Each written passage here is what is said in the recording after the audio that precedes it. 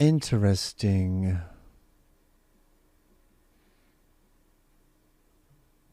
All right, we're going to start here pretty soon for the boost. I'll be with you in a bit.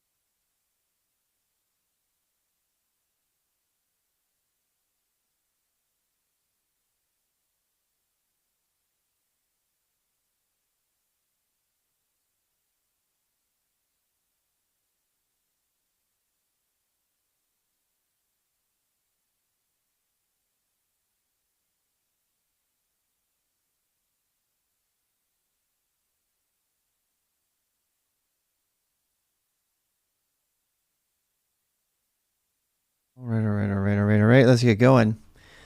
All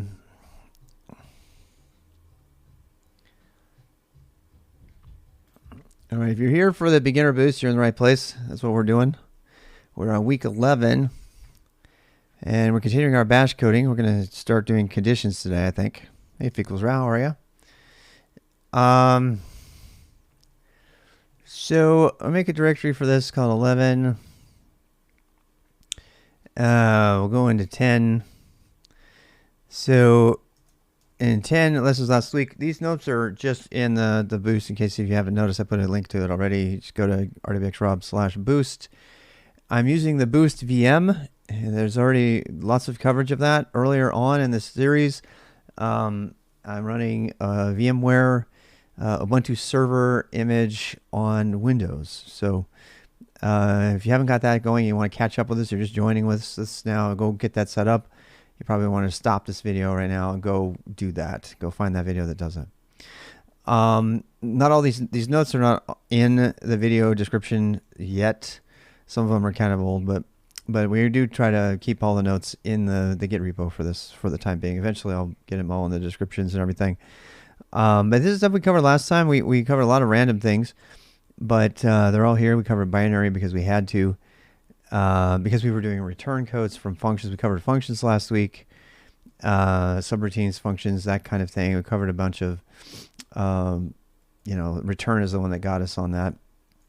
And again, we're not going to try to give you all of Bash during the boost. So today should be the last day we do any Bash coding.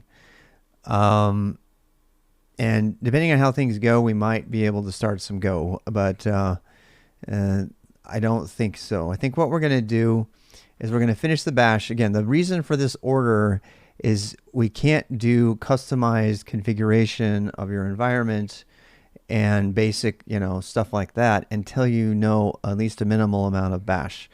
And then we, either today or next week, we're going to be doing configuration for everything. We're going to be configuring Bash. We're going to be configuring tmux. We're going to be configuring Vim.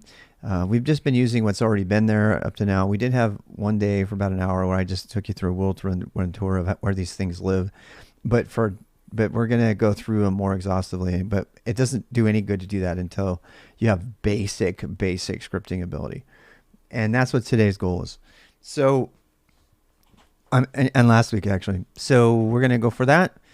We're just going to do, all the basics. We did types last time, so you should know how to declare types. We did subroutines or functions, whatever you want to call them. And we talked about exporting. We talked about, all that. So I just want to get everybody ready so they can know where to go. We did get sucked into covering binary, unfortunately, and hexadecimal and all that stuff. So watch last week for that. All right, so that's a good review. And so let's go back. And then we wrote this Greek program. And you should kind of understand this at this point. We're going to be doing everything with the brackets now. We're going to talk about all of that stuff with brackets, why you should use double brackets, and you should never use single brackets ever.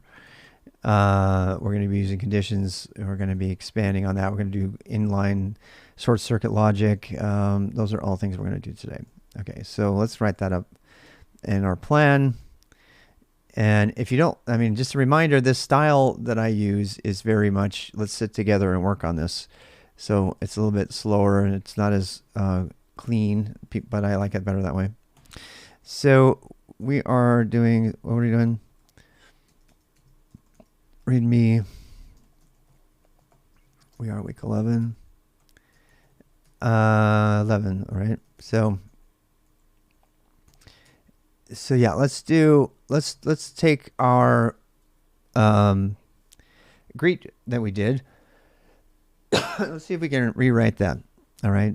More or less, I'm going to copy it over. But it doesn't take very much, so let's rewrite it. So as a test for yourself, I'm going to start writing right now, but I want to give you a challenge. Okay. So I love challenge-based learning. In fact, I'm going to go ahead and I'm going to go make coffee. I want to give you a 5-minute challenge. Okay, to remember what we did last week. Here's a 5-minute challenge. Okay, try it. Let's say 8 minutes. Let's say 8 minutes because it might take you a little bit longer. Without this, the reason I'm going to do this is because repetition and personal quizzes like this are the best way for you to learn and retain it. If you haven't been doing this all week, we need to do this to make sure that you haven't lost it. Okay, so let me give you let's just do a little bit of a challenge. So let's say a review challenge. So go ahead and create a script from scratch. I'm not talking about copying another script, right? And the reason I want you to do this is because I want to test some things about how do you make the file, right? Create a new script, right? Create a new script from scratch, and then have the script print hello there. Okay. If the script has, and then let's do this first. Put the logic into a function and call the function. Okay, we've covered all of that. That's all from last week. How much of this can you do for yourself? All right. So what we want when the thing is over is that you'll type, you'll run the program, and then run the script from the command line by just using the name.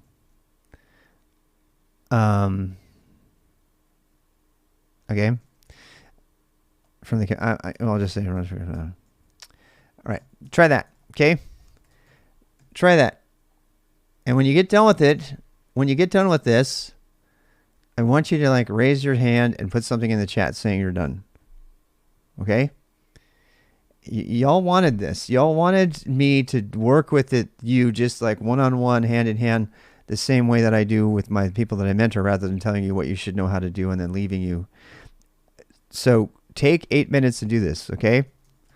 You have done this. You did the whole thing last week. There's going to be a lot of things that we're going to be checking. So I don't want to tell you because it's going to be cheating, but you should know how to turn a file into a script. You should know how to create it. You should know how to make a new one. You should know how to put that logic into a function and then call it from the function. Okay. And if you want to, for extra credit, and we haven't done, I don't think we did this yet, but extra, make the function use there by default, but first argument if have. So if no argument. Okay, so take it to make the function so it takes an argument. All right, and then say this. Make sure your script is clean and safe. I'm not going to tell you how to do that. We're gonna do that. Okay. So I'm going to give you 8 minutes. Oops, I screwed up. I did the thing again. I did the thing that I always do. There we go. All right. So yeah, let's do this. I'm going to say turn down 8 minutes. Okay. All right, ready? Go.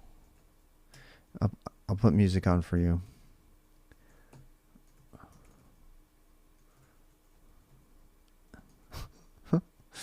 All right, you got it? You got it? Here's some hacker music. I'm making coffee. I'll be right back.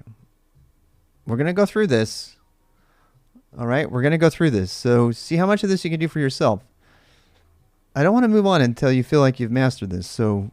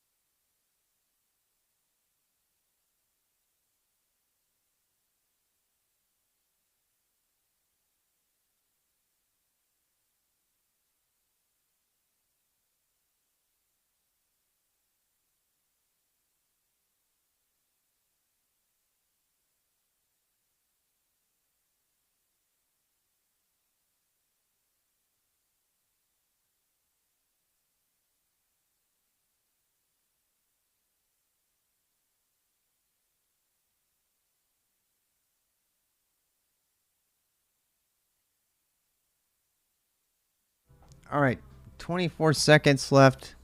What you got? What you got?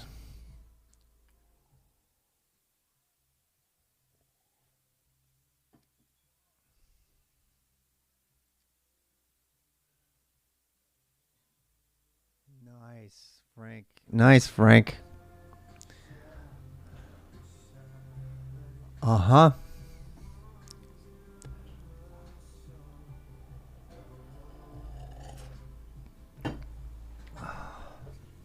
All right. So, let's do this. I mean, Frank's got the answer right there if you want to go look at it. So we can just go forward. But let's see how fast we can do this. Okay, so create a new script from scratch. Really quickly, what's the command to make a new what's the command to make a new file? We do this every time. I'm doing it on purpose.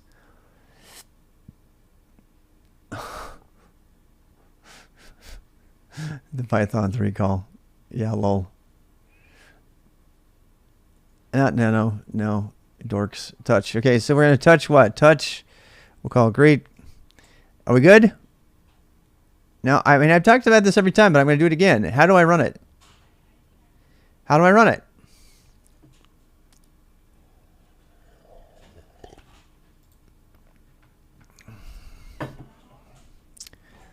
How do I run it? You can also do that. You can do that. Yep, that will work too. You can do that. /greet, right? Why do I need the dot? All right, we're going to talk about why we need the dot today. Oh, no, I can't run it. Why not? Because we don't have chmod, right? Chmod plus x, /greet or greet, either one. And now we can /greet. ls-l. We see the files there. Greet. We talked about this last time. /greet. Why do I need / in front? Did we talk about that? Because it's not in the path, right? Okay, so I'm going through these fast because we do these every week, but I really want you to get them down. Okay, so we go inside a greet, and what do we have? We have an empty thing. So what goes on the top? A shebang line. And bin bash. You should know the differences between bin bash and user bin env bash, right? At this point, you should know the differences. Yes, and we talked about path. We talked about the security related to path a lot yesterday or last week, and that is not something that people will normally talk about. Normally, that's never covered. Well, frankly, normally bash isn't covered. Period. But you know, understanding the path and the dangers of the path and everything, we covered that extensively last week. So we're just going to do bin bash because we really have no reason not to do that. So the first thing you might think is say create a new script, have a script print hello there. So echo or printf, either way, right? Printf, hello there. You can use either one. Hello there. Now, if you're going to use printf, you should actually have something to print. Otherwise, shell check will yell at you. So we covered that already, but I want to show you this. You didn't do shell check, right? Did everybody use shell check? Did you use shell check on your thing to see if you had any errors? Okay. No errors, right? All right, so we can use printf or echo. What's the difference, by the way? The main difference is it's not going to put in a line return at the end. Good. All right, so we have it printed. Now, how do I make it into a function? Well, we can call a greet. We can make greet like this. You can put this on its own line. It doesn't have to be. People have like wide and ranging debates and ideas about whether they should do that or not. That is up to you. I will let that be your decision. As you know, you can also put function here if you prefer. But this is my style, my favorite style. Just because. All right, so and now I run it and it doesn't. Well, this is a fast review. So we run it, it doesn't do anything. Why? Why didn't it do anything? Because we didn't call it, right? So we got to put greet here. I'm going fast because I don't want to spend too much time on this review. So if you know the answers, hopefully you got them right. So we run hello there. Oh, what? Hold up a minute. There's no line return. What the hell? That's because printf is different in echo in one respect. It does not put a line return at the end. So we put a line return in, and that gives us a review of escapes. We talked about escapes really briefly. What are they? How would I escape a carriage return? backslash R. How would I do backspace? I think it's backslash B, right? The main ones are backslash N for line return and backslash R. We talked about ASCII, terminal type, teletype, where the origins of all of that came from. We're not going to do that again. So here we have what we need. Okay, so the next is we need to put the logic into the function to call the function. That's what we just did. So we wrote a function and then we called it. But now I want to actually make it so instead of saying there, I want it to be like a person, right? Well, let's use printf syntax, and we'll say the person, all right? So we'll say name. All right. Well, there is no name, right? If I run it now, it's just going to be hello blank because there's no name. So we need a name. So we're going to declare a name. Name. Oops, no spaces, right? Name Rob. I could say right, and we run that. Greet, and we get hello Rob. Let's put there as a default. How about that? Let's do that. Hey, we still get hello there, right? But how do I change the name? Well, I need to pass in something, right? Now, this is where I'm going to show you what we did last time. We did parameter expansion last time, and we're not going to get into deep parameter expansion, but I did want to show you how you can cheat with this. You could actually do $1 and then say, I want to do there. So that says if I pass in something to it, I get it. All right, so make sure we didn't break anything. We didn't break anything. Now let's pass in a thing. So we're going to pass in Rob, greet Rob. Run that, we get greet Rob, right? Because it's now the default. This says if there is no variable passed, because we used $1, then it won't do it, right? I'm going to write this out in longhand today using conditions, and so you can see that this is more efficient and faster to write, but it's harder to understand for a beginner. But I want to show you what the equivalent is using if statements, which you don't know about yet, technically. So we're going to do that. Okay, that's coming. But I just wanted to show you kind of where we were. Now, what if I wanted to take Rob, but I wanted to pass it from? What if I want to do this instead? What if I want to say .greet Rob, right? Same exact idea, except for now I have to take it in, right? So I take in $1, and we'll pass in a $1 and see what happens. Greet Rob. What if I do greet this? Oh, nobody, right? But watch this. Oh, what if they do greet Rob and it's not capitalized? Ooh, well, let's try something else. Let's do another parameter expansion conversion, which we did do. We can do this. We can say, well, that's interesting. Oh, that's actually a reason to use, let's do this. Let's do greet 1. Let's say greet 1. If there is a 1, right? If there is a 1, let's make it initial cap. So now Rob will be Rob. Right. So that means, and these, by the way, these things, all of these cool little parameter expansions, which remove you from the need to use sed, awk, tr, or cut. There is nothing that says I'm a noob more than using sed, tr, awk, or cut inside of a bash script. They are completely unnecessary. If you're doing a command line quickly and you're making a pipe or something, fine. Because it's a little bit harder to do parameter expansion from the command line. I'm okay with that personally. But if you are using any of these other things that you've read about and you're using them in bash, you don't know bash. And you're doing it wrong, in my opinion. And there's tons and tons of code out there on Stack Exchange and enterprise deployments that do that. Or using read, yeah. So yeah, there's just tons of bad code out there. And this gives you an example of that. All right, so we're caught up. If that's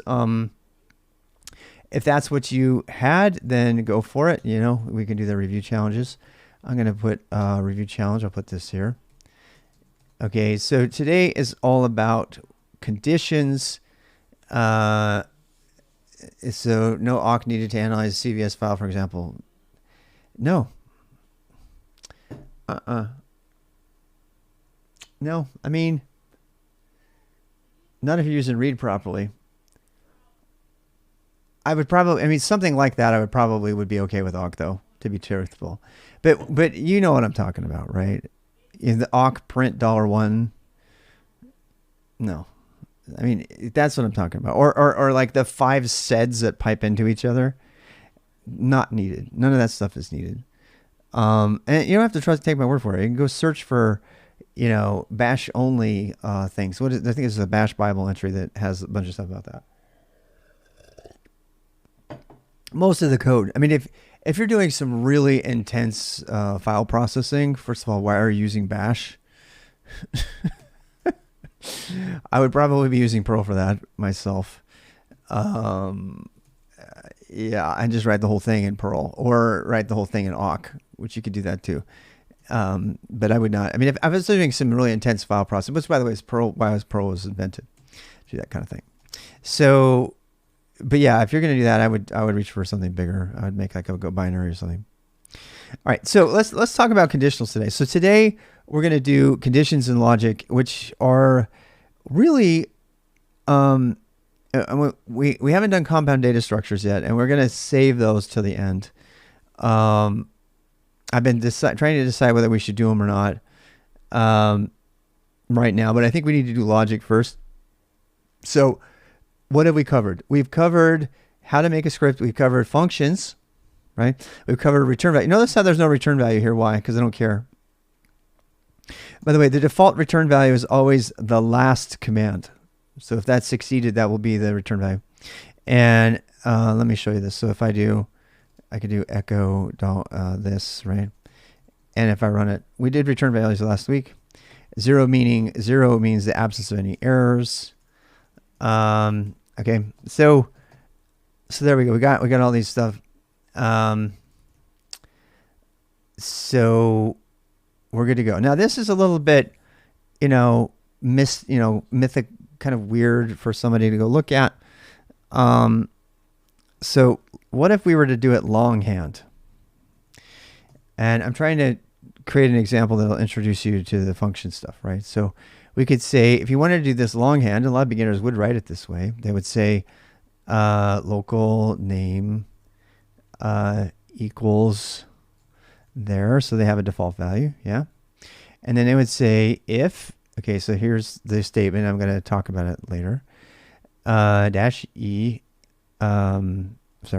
N, if dash N $1,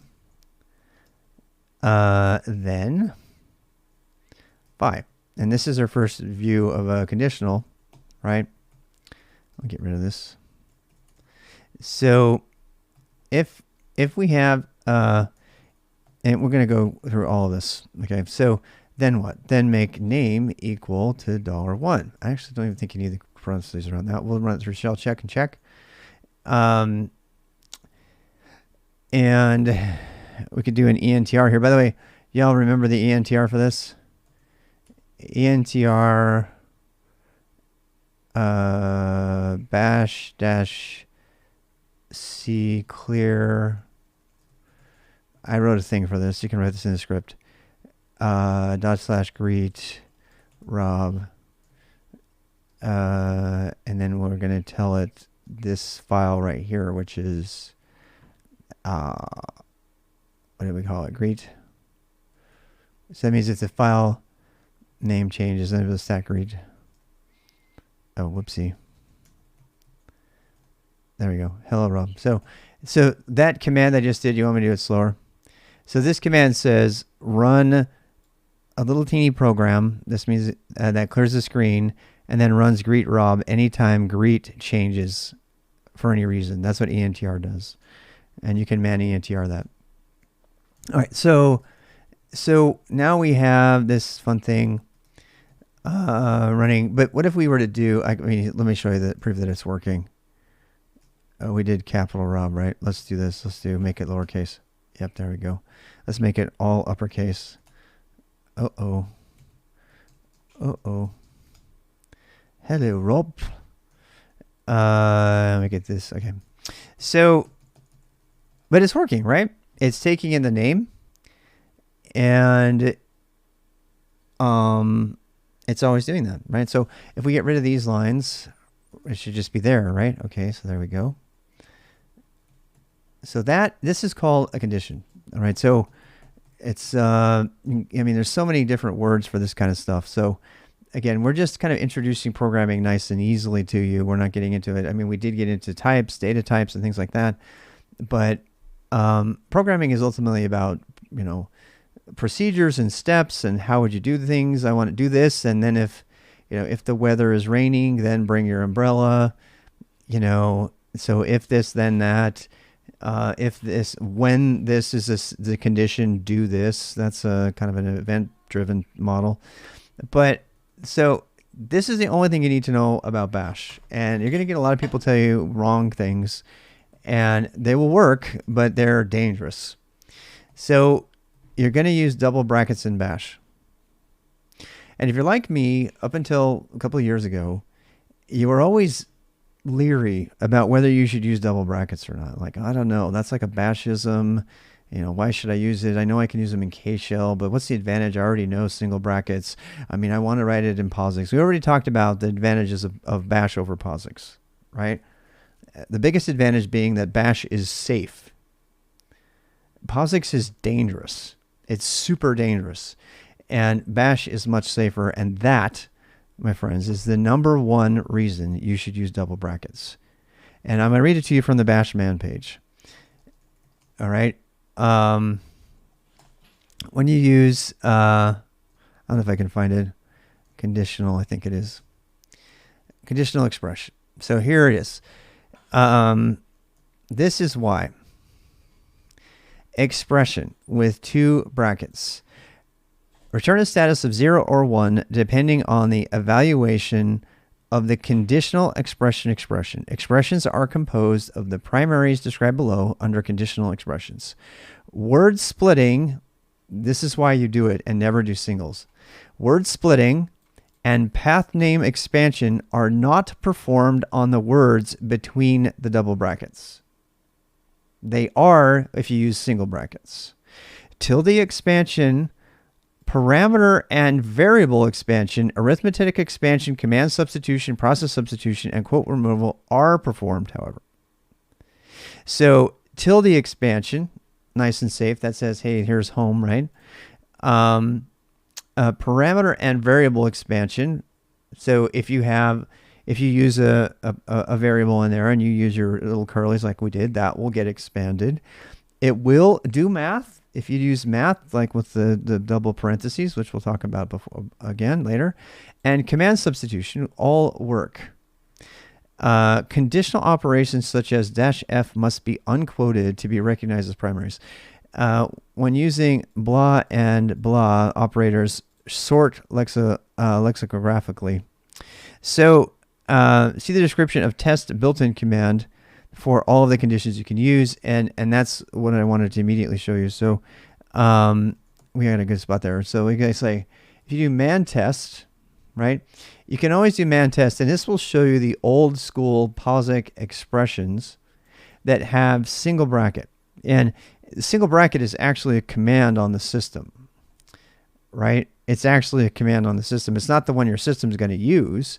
If you're using bash or K-shell or Z-shell, it'll always use the one that's there. Unless you're using ash or some really ancient shell, it will not use the binary. I mean, if you don't believe me, I mean, it is actually an ELF binary. The left bracket is actually an ELF binary. And so why would you execute an extra binary? It's one of the main reasons not to use POSIX, unless you're forced to for obvious reasons, right? So that is what it is. Now, why do we even have this? Is an argument. It absolutely means that. Yes. Isn't that weird?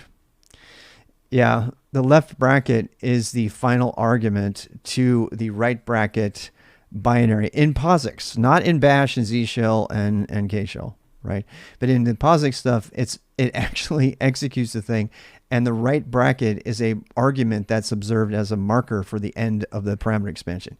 And do I have to tell you what happens on the command line when you type in a star or something like that? That is very, very dangerous, because then your conditions, and then people use shell injection all the time to do this. One of the best ways to own a shell script is to find an unquoted single bracket condition that's being evaluated. So something like, oh, I don't know, let's check if this file exists, -e, right? And then they'll inject an entire shell script. If they're reading that data from the command line or from the environment, we talked about environment variables a little bit last week. If they're reading that stuff from the environment, it will get injected in there and you'll be dead. So I'm just going to say it again. Shell check doesn't care if you use them, but if every time I see a shell script with single brackets, I'm like, really? Especially if it's bash, because there's no reason to use it. I'm going to make a big case for considering single brackets to be deprecated for shell scripting. Because Z shell, K shell, and bash all support the double bracket non-expanded built-ins, which are much, much safer. Yeah. Yeah, exactly. Yeah, we don't want you to die. Now, if I don't want to, put a lot of fear into your heart here, because why? What's going to save you from that, my friends? What's going to save you from that? Now, unfortunately, shell check will not say, you really should have used double brackets there, because single brackets are still very valid and you'll see them all over the place. So shell check's not going to catch it. In fact, I don't think there's a way to tell shell check to make it illegal. When security is paramount, you should not be using user bin and vbash. No, because that will find any bash in the environment. You should be using bin bash. Or better yet, you should be using bin bash and explicitly defining the path for all every executable you're ever going to call out to. Path equals, if you're writing shell scripts that run as root or something to that effect, then you want to be. We talked about that a lot last week. So, yeah, because why? Because env says run any executable named bash in my path. Great way to escalate privileges. That's a great way to escalate. Now, unfortunately for hackers, but fortunately for the rest of the people, shell scripts cannot be run setuid. You have to have a compiled program to run setuid. So, if you couldn't elevate permissions, but you could definitely cause a script to do something differently if you were able to inject an executable named bash in front of the path someplace. So that's why it's a bad idea. Unless you got some trivial script that's not a big deal and you just want it to be more shareable than secure. And that's when you would use user bin env. Unfortunately, people default to it all the time, even in the enterprise for level 10 security clearance kind of jobs, and they still do it. And it's really dumb. As always mentioned, but in my opinion, one migrating ship should replace. I agree. Platypus, I completely agree. But you'll still find user bin env in there because I'm lazy. And if it's just a Vim filter, if I'm writing a Vim filter command, it's like 12 lines in it, user bin env is fine for me. But to be fair, I am migrating all of that stuff into my Bonsai monolith Go program so that I just have one binary to put on the system, and then it has all my filters in it. Because I'm sick and tired of managing a ton of individual Unix commands as filters and dealing with the user bin bash security problem. So that will completely destroy and eliminate that problem completely, and I'll have a much simpler environment to use. I can put all kinds of stuff in there. All right, so let's talk about conditionals for a while, and let's also set my Pomo timer now. See Pomo start. All right, so we'll go for another 15 minutes. We'll take a break. And we're not completely on time, but whatever. All right, so let's decompose what a condition is. So a condition is just an if statement. It's just like, if this is a thing, if this is true, then do this, right? And you can have else, right? If I wanted to, I could do this whole thing. I could just declare a name up here, and I could have an else condition. I hate else conditions now. I don't use them at all. Since I started coding in Go, and the idiomatic way of writing Go is to not use else, there's almost no condition in which you need to use else in any programming language, except Python, which doesn't have switch, which is just laughably funny. So, you don't really need it. Why not? I like the path of greenfield coding. So greenfield, or whatever you want to call it, blue sky. It's like everything that's left justified in your code is the main path. And anything that is an exception from the main path is kind of indented in an if statement of some kind. This is completely unnecessary. But you already have to define a thing, so go ahead and define it as this default, right? And if you have the exceptional case where somebody's passed an argument in, then do something with it. It's a minimal amount of extra overhead to just define the default. And if you practice this way, you'll find, and this is more of a Go thing, but if you start to do this kind of thing, you'll see that your code will get much simpler. Anytime I see an else statement in somebody's code, I immediately spot noob. Oh, and there's a noob coder. They might have written tons and tons of code. They still haven't learned how to write efficient code, in my opinion. Returns are always awesome. 9 times out of 10, when you need an else, you actually need a function instead. Think about that for a second. That's why you need an else instead most of the time. That's usually what you need. So, the simplest of statement. So, since 3.10, oh, that's good to know. Yeah, they finally catching up with the rest of the world in 2020. While Guido Van Rossum says he's not using it anymore. So how would you look? Don't take my with a switch. And Go. Go switch is different than other things. Go lets you just have a switch and you just do conditions for each case, which you can't do in other things. This is why Go is so awesome. We're gonna get to Go later. Let's stay with Bash for now. So but of course, okay, so somebody take a stab at this. What is the difference? When would you reach for Bash and when would you reach for Go? We haven't done Go yet, but when would you reach for Bash and when would you reach for Go? We have talked about languages in general. And this is a good question. This is a good question for this moment. Why are we writing this in Bash? I mean, I know we're just learning Bash right now, but what kinds of things would you write in Bash? If you had to write, so I'm going to give you some examples. So if you're writing a quick and dirty Vim filter, would you do it in Bash or would you do it in Go? Managing the system, maybe, right? So I'm kind of leading the question, but what I'm getting at is that Bash's priority, as is all interpreted languages, interpreted languages have the priority of being able to be easily written quickly and to be easily readable. But above all, particularly with Bash and Perl, and this is why Perl gets a bad name all the time, okay?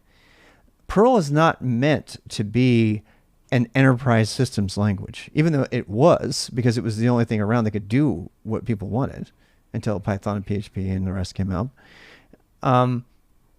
What is Bash's purpose?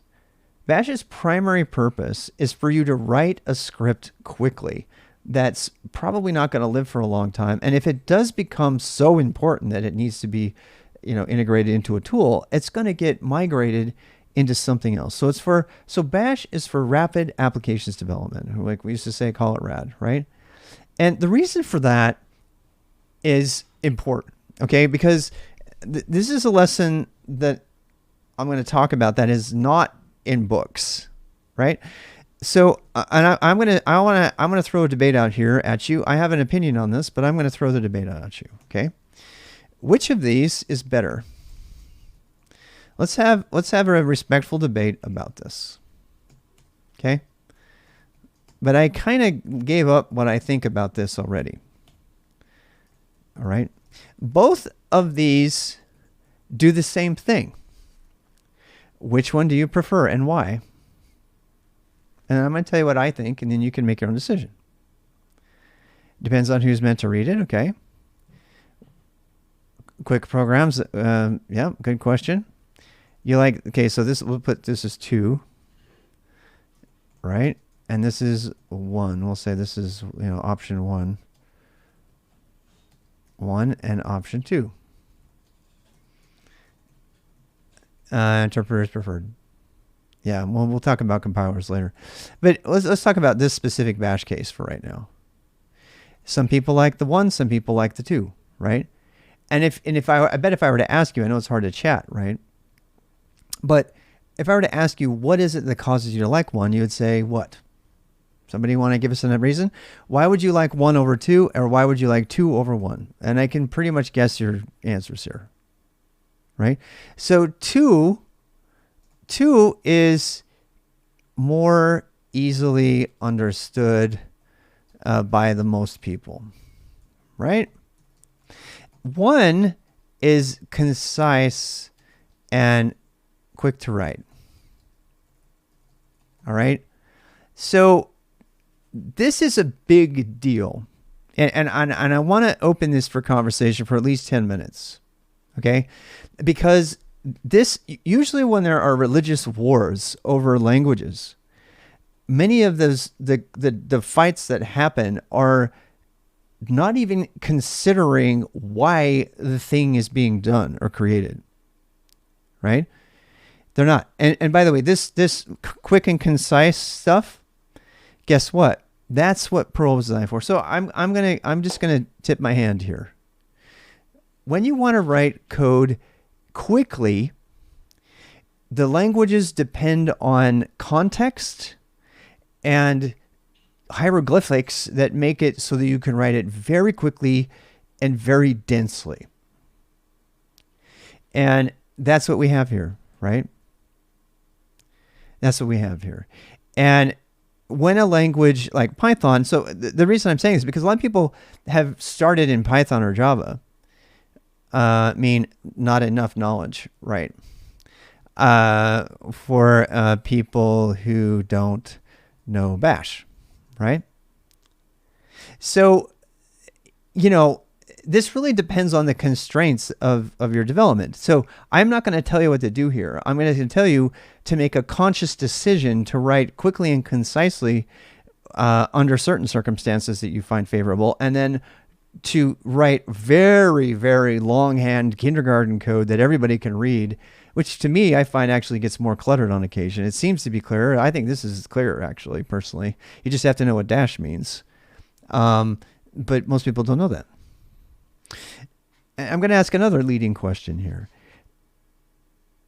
Would you say that shell is written to be quick and concise and written quickly, or is it being written to exist for a long time and be read by lots and lots of people?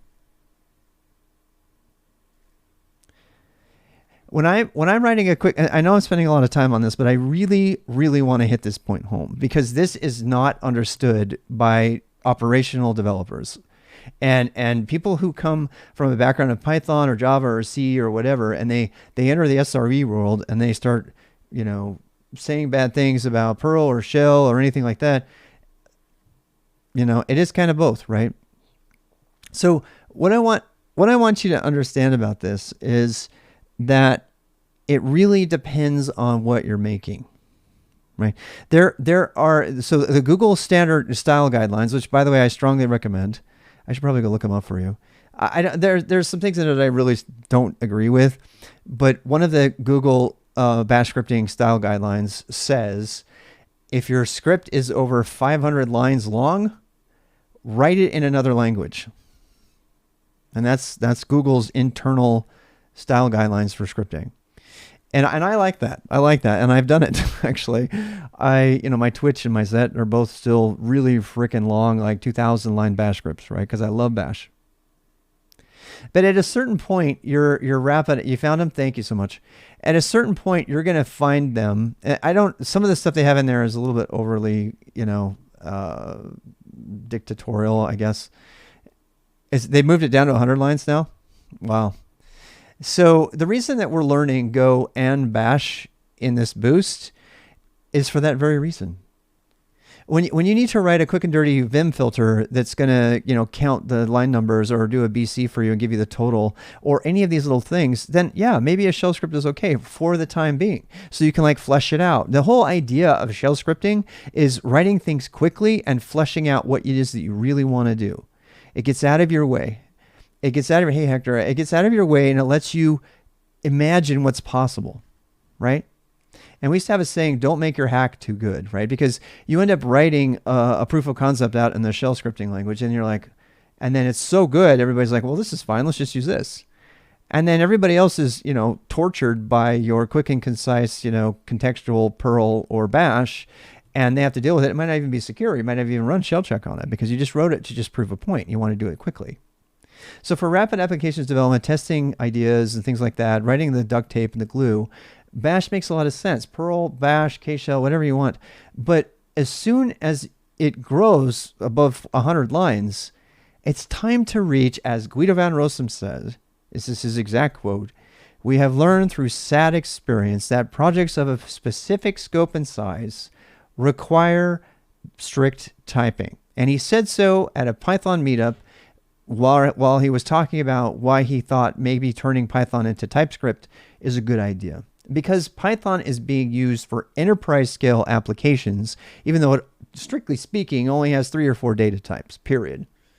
And it doesn't do these kinds of things. So people are using Python to code very, very large applications. And he's like, it would be great if we had a real language for that.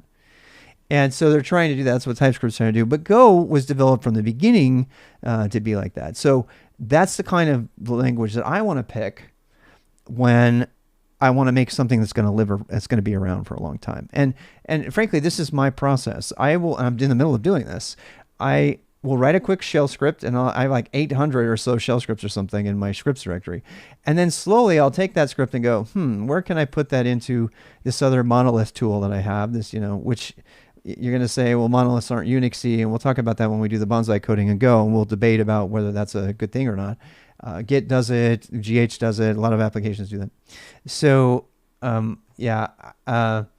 call them Unixy monoliths, which is kind of so I'm actually in the middle of taking those things that I still use and converting them into like little utilities or subcommands within my Z command, such as Pomo and other things like that, and then graduating them up to something that's going to live around for a long time. So I know this has been a lot to talk about, but this difference of opinion about whether concise is the way to go or verbose is the way to go is going to come up over and over and over again with your tech peers. You're going to have fights about whether you should use double brackets. You're going to have fights about whether you should put double quotes around it. You're going to have fights about whether you should use longhand. It's more concise. Everybody can understand it. What they're really saying is, I can understand it because I don't know Bash. So that's going to be a part of your conversation. And now hopefully you can enter that conversation intelligently and can say, well, this script that we're writing, and I have this situation right now happening at work. Nobody's fighting with me over it, but I wrote a Bash script to do open API generation. And as I got looking at it more, I'm like, hell, we actually, some of this stuff could actually be put into a single binary and then I wouldn't have to deal with these other issues. So now I'm in the middle of porting a lot of that over to a single, very concise Go program that can be included in my Docker file, in my Docker container. So people are going to have different opinions on this, but now you know how to talk about it. I'd like to read a company guide from above Google, like a company that builds on top of Google, like an aggregator or something. Their style guide would be neat. Yeah. So instead I write one script of 500 lines, why not 5 scripts with 100 lines? Exactly. And that's really up to you. To me, writing that many scripts. So the biggest problem I have, I've said this over and over again, I want to be productive immediately on any container I get on. I want to be able to copy over my config file or two and just get going, right? And if I have 500 individual Bash scripts, I can't do that. People say, well, just make them as functions. And we already know why functions don't work, because they don't work as executables from within subshells and stuff like that. So it benefits to make a single monolith executable that has all of that functionality, and I just copy the binary over and I got everything with it. So that is why I made Bonsai, by the way, and we're going to get into doing that. Couldn't find the quote. Yep, I think I have it queued up actually. There we go. That's the exact quote. I may have missed the words or a little bit, but you can go find that.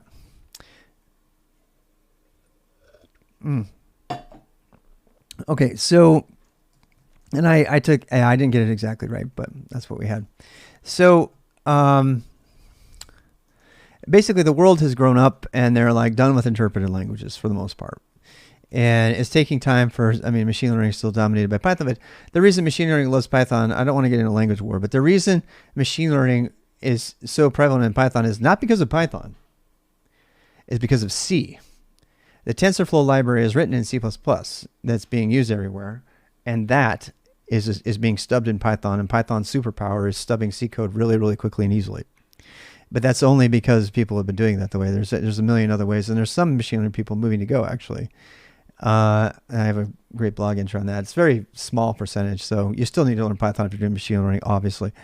PyTorch comes to mind, but we're doing Bash right now. Okay, so I don't care which one you want here.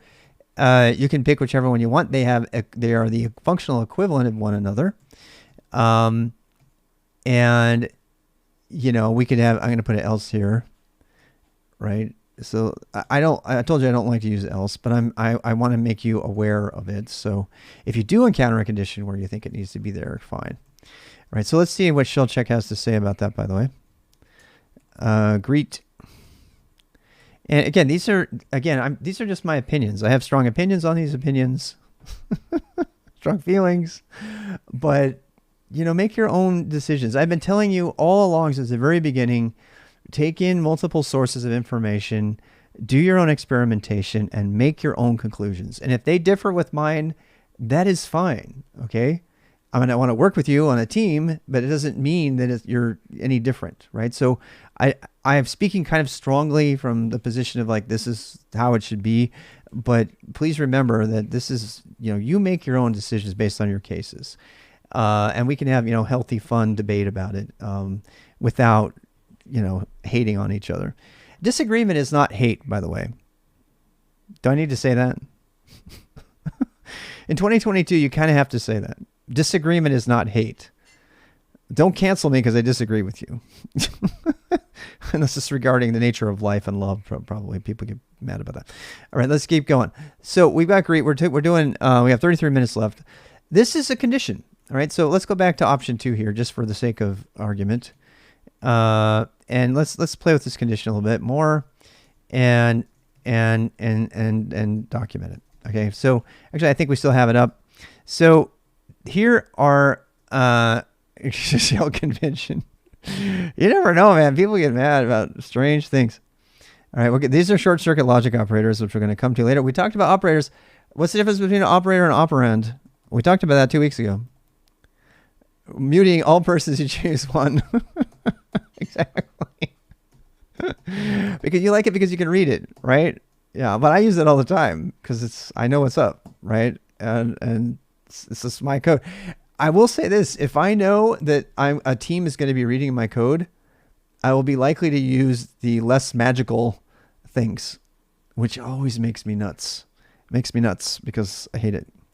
Because it limits the ability to do so. Anyway, compound command is one of the fun. Blah, blah, blah. Okay, operator does the stuff to the operands. Yes.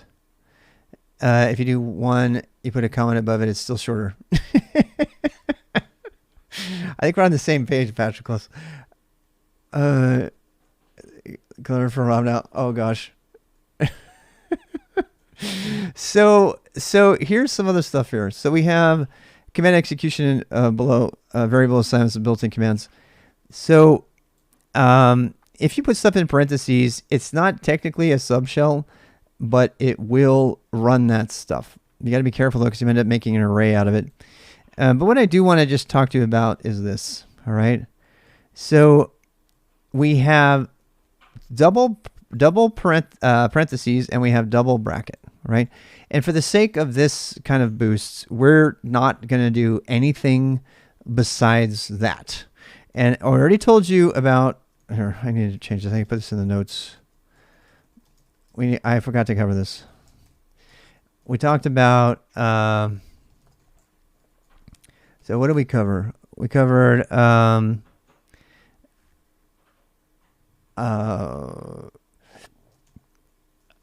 difference between concise and verbose scripting and coding. We covered that. We covered conditionals. So we covered this, right? And why not? Okay. By the way, and I'm going to make sure we talk about this again. So, whoops, sorry. Whoopsie.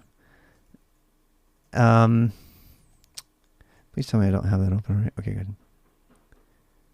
So, man test, right? Even though this is misleading. I wonder if help test will give it to you, but okay. Yeah, that's probably better. I think help test is better because this is actually coming straight off the, yeah, let's see that. Yeah. This is coming straight. This is a built-in. All right. Is it a built-in? Type test. Oh man, it is the shell built-in. All right. So that's good news, man. So do help test, right? Why do you want help test? Why do you want help test? What's in test that you care about as a developer? I open this thing all the time. I've been using man test my whole life, but now I'm going to start using help test because it's the bash built-in. And it's not as misleading. Why would I do that? Who cares what this is? In fact, I actually use this sometimes instead of double brackets. So test is the same as double brackets, I think. I think it might be the same as single brackets, actually. Let me check. This is the test is 0, 1 depending on the explanation memory. This is why I wanted to look at the bash version. There are string operators and numeric comparison operators as well. Behavior test depends on the number of arguments. Read the bash man page for the complete specification. Okay. All right. So this is a one-for-one exact version of man test. So what does test do? And actually, it's kind of nice to write test in here sometimes. So, I mean, one of the things I could write here. Wait, where are we? All right. One of the things I could write here instead of this is I could, now, technically it's the same as single brackets, but the reason I like doing this is because I know that it's going to do Globstar expansion. When you put it in a single bracket, it kind of mistakenly, same word, same group, right? When you put it in single brackets, it kind of makes you have this false sense of security. It's like, oh, this stuff is protected between the brackets, right? But if you use the test command, which is what the single bracket is an alias is mapped to.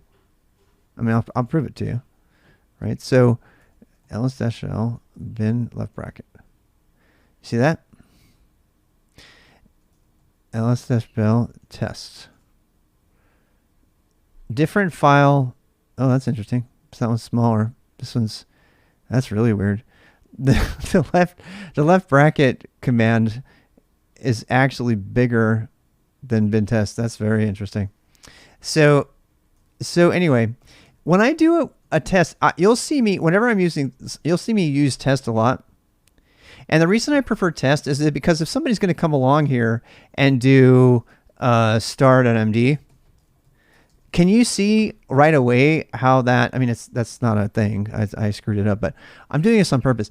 We haven't covered Globstar expansion. We probably should still cover that. So let's cover Globstar expansion right now, because I don't want to move on.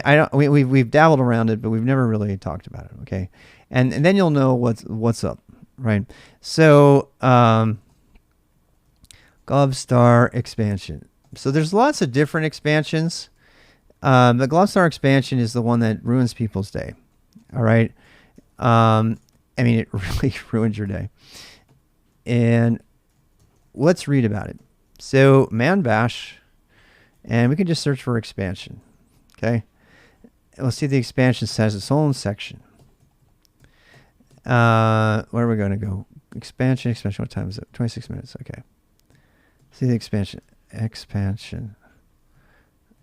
There we go. Okay, so we're going to read this whole section because this section is directly related to writing secure shellcode. Remember, if you run through shell check, you'll be safe. So if you don't understand it, you can be covered by that. But you should probably read this. So let's read this. So expansion is performed on the command line after it has been split into words. By being split into words, that means being split on any white space. So more than one space becomes a single space. It splits on it. There are several kinds of expansion performed. Brace expansion, tilde expansion, parameter and variable expansion, command substitution, arithmetic expansion, word splitting, and path name expansion. These things make bash the most powerful shell in existence. Far more powerful than Z shell if you know how to use them. People don't, and so they reach for oh my Z shell all the time because they think that's the only way they can get it. They have no idea about this. So the order of expansion is brace expansion, tilde expansion, parameter and variable expansion, arithmetic expansion, command substitution. We already know command substitution, right? That was the dollar parentheses or the backticks.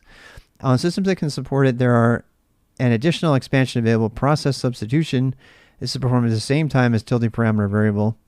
After these expansions are performed, quote characters present in the original word are removed unless they have been quoted themselves. Notice that quote characters are looked at after all the expansion happens. Only brace expansion, word splitting, and path name expansion can be increased in the number of words to the expansion. So I don't have to tell you that you're going to need to spend a good hour practicing this and playing with this to really understand expansion. But you need to know it for shell. If you don't know about expansion on shell, you won't understand how to exploit people's mistakes. You won't know how to protect yourself, and you'll be missing out on a lot of stuff that'll force you to do tr set and awk instead. So the only exceptions to this are expansions are the special variables. So $at, which is every argument with surrounded by quotes, or this, which is an array, which we haven't covered yet. And in most cases, this is every argument smashed together as a single string. And this, which is every element of an array smashed together as a string. This is every element of the array with separated by, with quotes as a white space. And I mean, we'll slowly cover that. Brace expansion is a mechanism by which okay, so brace expansion is kind of cool. Let's cover that right now. This is probably should cover this a lot earlier. Brace expansion is a bash only thing, if I remember right. Actually, I don't know if that's true. Do I have Z shell? Docker. I want to try this really quick. Alpine. No, I need something that has Z shell. Alpine has Z shell, I think. I know Alpine has BusyBox shell. I'm going to try it. Let me just try Alpine really quick. I want to see if it does. Here, this is brace expansion. All right, brace expansion. When you type that, it literally expands that into the numbers. So you got to be careful because you can run out of space on the command line if you have a big one, because it doesn't iterate. It actually expands it. So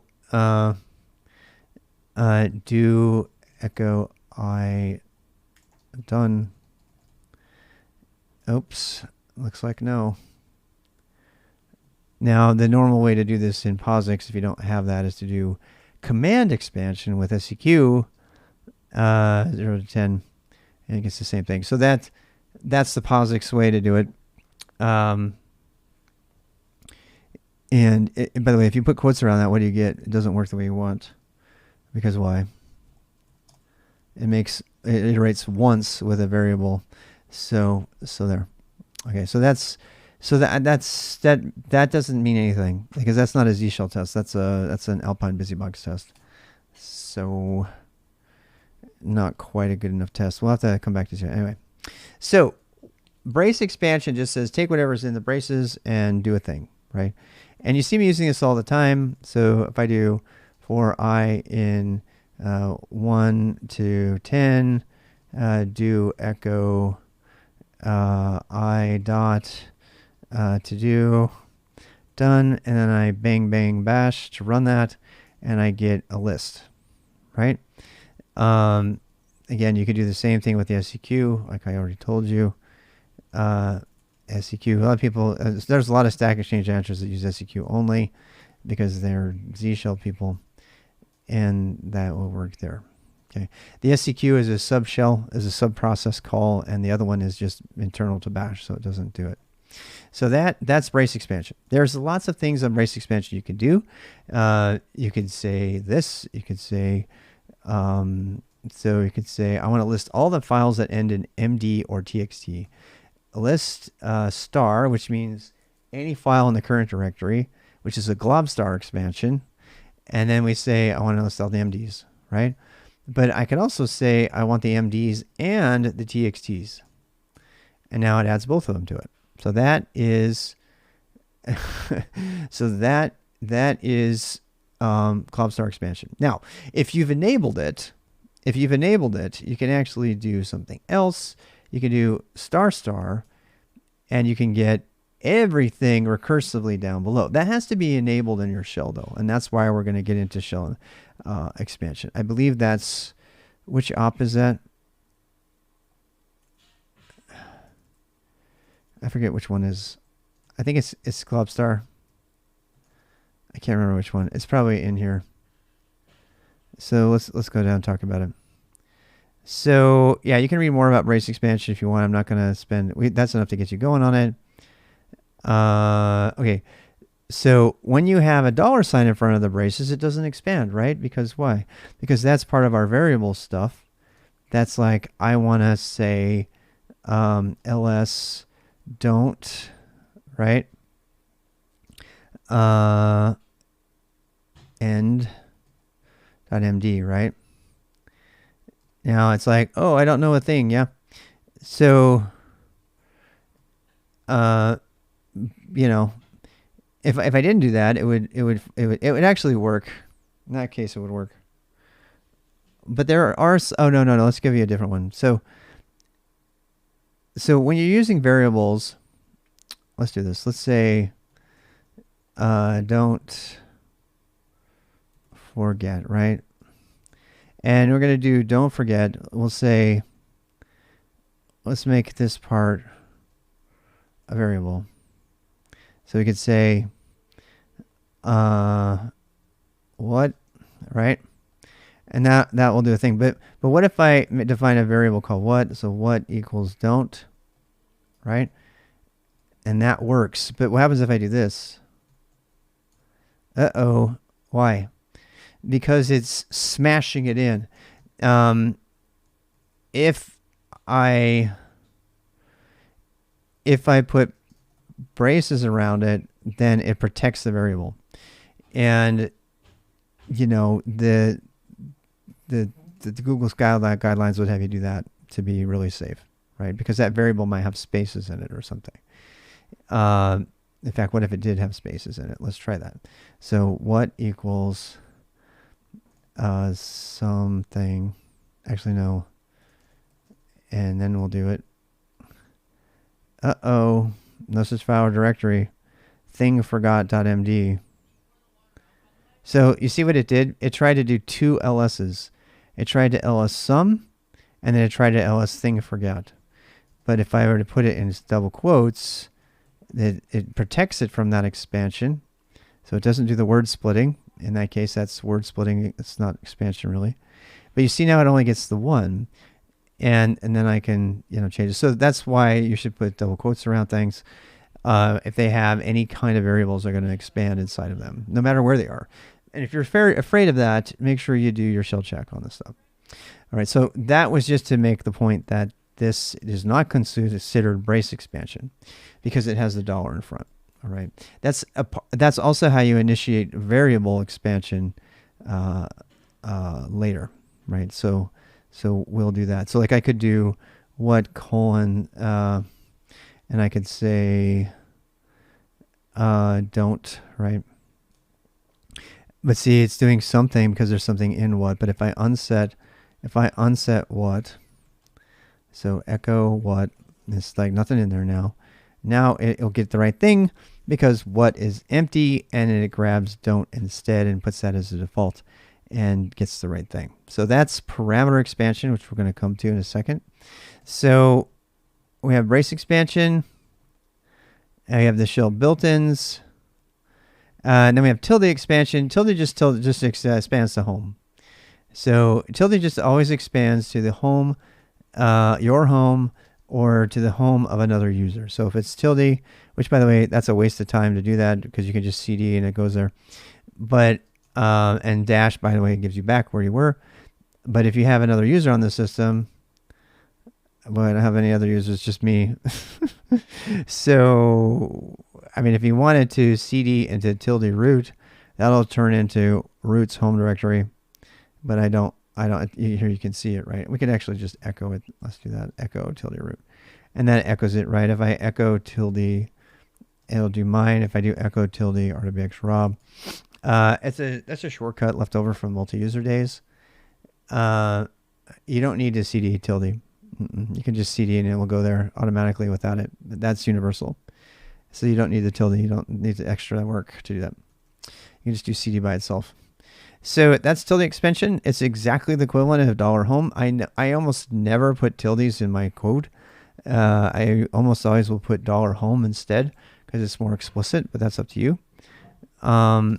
So that one is done. We have old PWD and a bunch of other environment variables you can pick from. And array and C. We're not doing it right now, my friend. We're doing the boost. Yeah, that's not what we're covering. We're doing the boost, which is a look on the schedule. But if you want to ask that question, during off time, I'm sure you can get some help or ask in Discord, and you can get your homework done in time for tomorrow. So parameter expansion. So parameter expansion is the one I talked about. It initializes. It begins with a dollar. This is super powerful and underused by most everybody. You have this here. So that just protects your parameter, as I just demonstrated. And let's see, we can keep going. And then you have these other types of things that we won't get into right now, but you can actually refer to the pointers to a thing. And header directory trees with -p parameter expansion. I never used that, I don't think. It might be a thing, but that'd be fun to look at. Here's the one we've been using for the default values, so you know how to do this. I'm just going to show you these because we already had an experience with them. You can actually grab the exact number from a thing. I used this to check the version in some code recently. I grabbed the string and I said I only want the first number off the string, and instead of using tr or cut or awk, I was able to just grab it without a regex and just just get it right off of there. There's a number of other ones. These are names matching prefix. This is a way of using indirect name references. So if you want to have a variable that is the name of the variable you want to use, you can use that, but we're not going to do that. That is not boost content. That's something you can go look at. You have the parameter length. This is actually very useful. This will tell you, this is the equivalent of len and go or anything. This tells you how many you have. So if you're like trying to see how many arguments you have, you can use that. Okay. We have this. So this is the one I use instead of said. I use this all the time.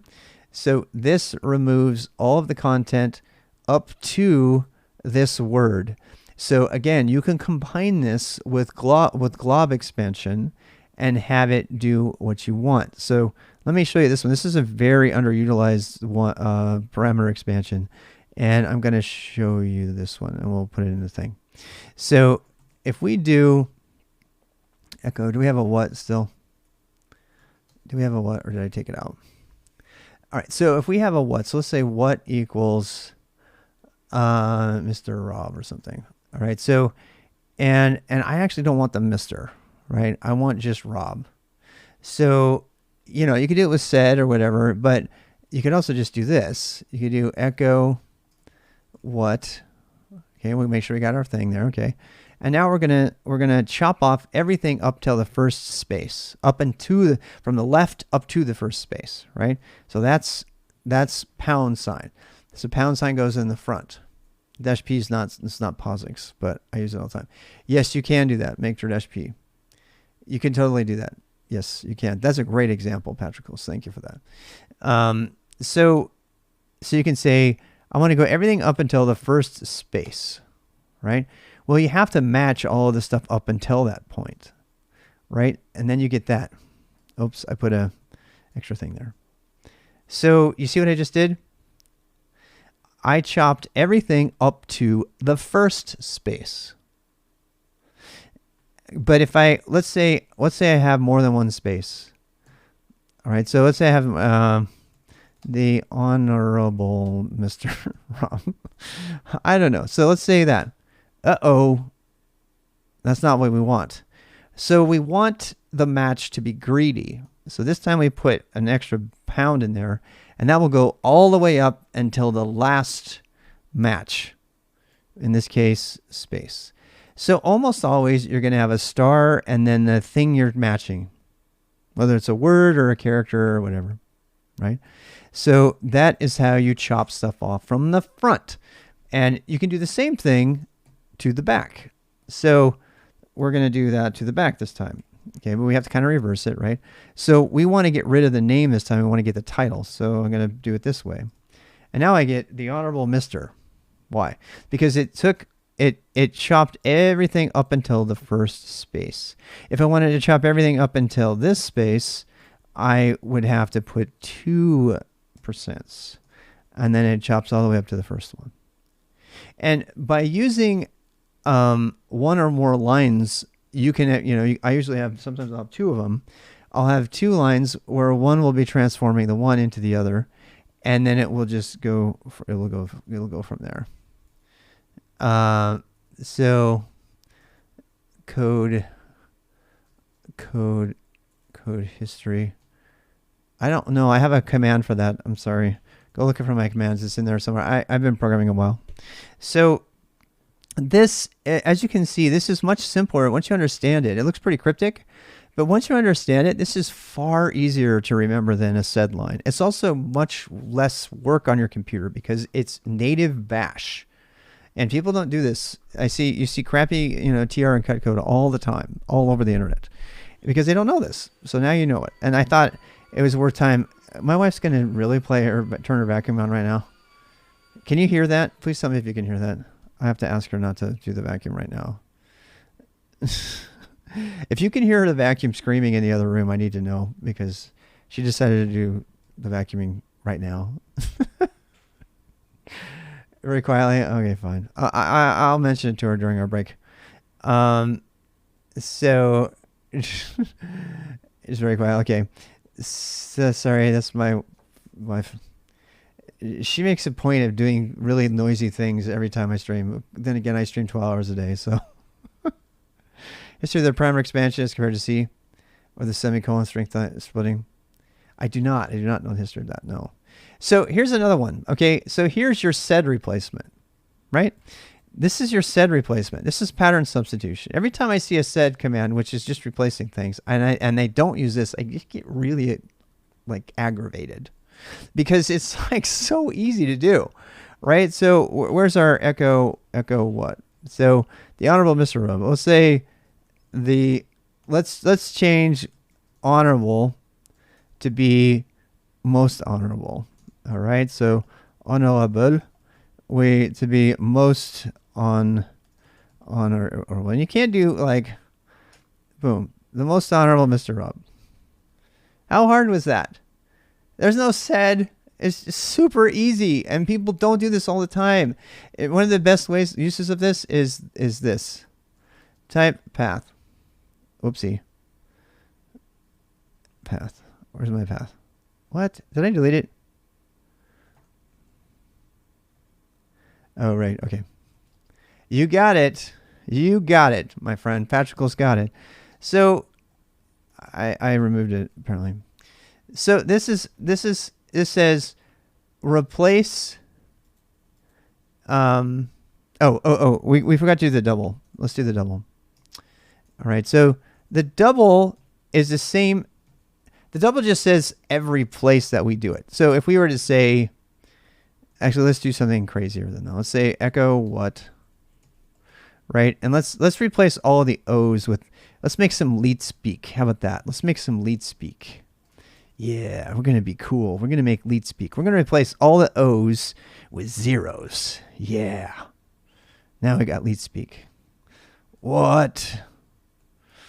What just happened? Oh, that's so much cooler, don't you think? This came, I don't know. I don't know which came first. This has been around a while. This, by the way, everything I just showed you is supported in POSIX shell. So that would answer your question right there, way before said. So, and yet people don't know. They don't know. They don't use it. So here's the pattern matching thing. And then these are bashisms that were added in bash. So this is initial cap. This is all cap. This is initial underscore. And this is all, I'm sorry, this is initial lowercase and this is all lowercase. So there's just the same as lower and upper and all that stuff. You're going to have to listen to my wife. I'm sorry. So that stuff's all there. Positional parameters. The expansion is either a transformation. It gets really crazy, and honestly, I don't know all of these. The expansion is a string in the newer parameter with lowercase alphabet converted to uppercase. There, first letter, yeah, the first letter. Was I bragging? I don't think I was. I honestly don't know these here. So there, it gets nuts. So let's just put it this way: the rabbit hole is very deep with parameter expansion. Oh yeah, in fact. Here, let me show you one. There, UU encode. There's a UU encode URL encode. There's a URL encode function that uses parameter expansion. No, this is POSIX. Sorry, or is it? Yeah, this is just some funky stuff, man. This uses case statements for which is a common way to do really weird things too. That's not using what I thought though. Yeah, but there's regular expressions again. All right, so back to where we were. We only have 3 minutes left on this break, and then we'll take a break. Command substitution. Okay, so we already covered command substitution. This creates a sub-process, so you don't want to do this unless you have to. I have found out, however, that if you use this to call, I did extensive testing, and if you do this to call a function inside of your same program, it's actually more efficient than calling a subprogram. So I don't know why, but for some reason, when you do this to use a function that's been already made, right? To give you a sense of that, so if we were to use greet, right? So if we were to put, so in greet here, if we were to put, I mean, I don't know why you would do this, but you could do date. Like my date, right? My date, and you can say date. I don't know. Plus F, plus year. How about that? We just do year, and make sure it works, shall we? So greet, and then we'll put. Year here, and this actually is not as slow as you would think. So it takes the output from that command, which is the same as if it had just been written someplace else on the system, and then you just do greet. And I did it wrong. I made a mistake. Where's my mistake? Line 14. Oh, because I added this. That's dumb. Right. All right. So there we go. Now I didn't. We took out our defaults, so test dash n, that was a stupid thing. We were testing, is it X? Is it N? This is why I have to do man tests all the time. I can never remember. The length of the string is non-zero. N should have worked. That should have worked, my friends. That should have worked. Test dash n, then name equals 1. Why didn't that work? Why didn't that work? Oh, because I took it out. Because I took it out. That's why I didn't pass it in as an argument. Okay. So, hello, N. In year. I mean, this is really dumb. You never write this, but gum. So, dot greet. Hello there in 2022. Greet Rob. Hello, Rob in 2022.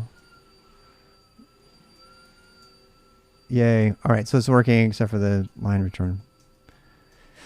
All right. So there we go.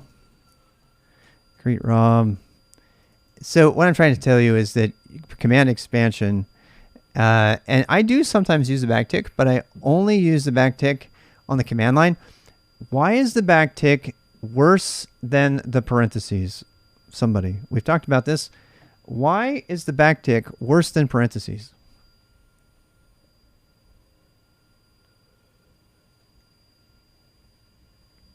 Think about that. Why is it worse?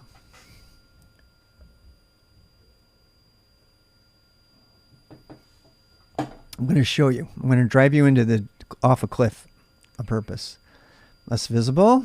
No, I don't know about that. Can't nest. All right, good job, Mossy. You can't nest backticks.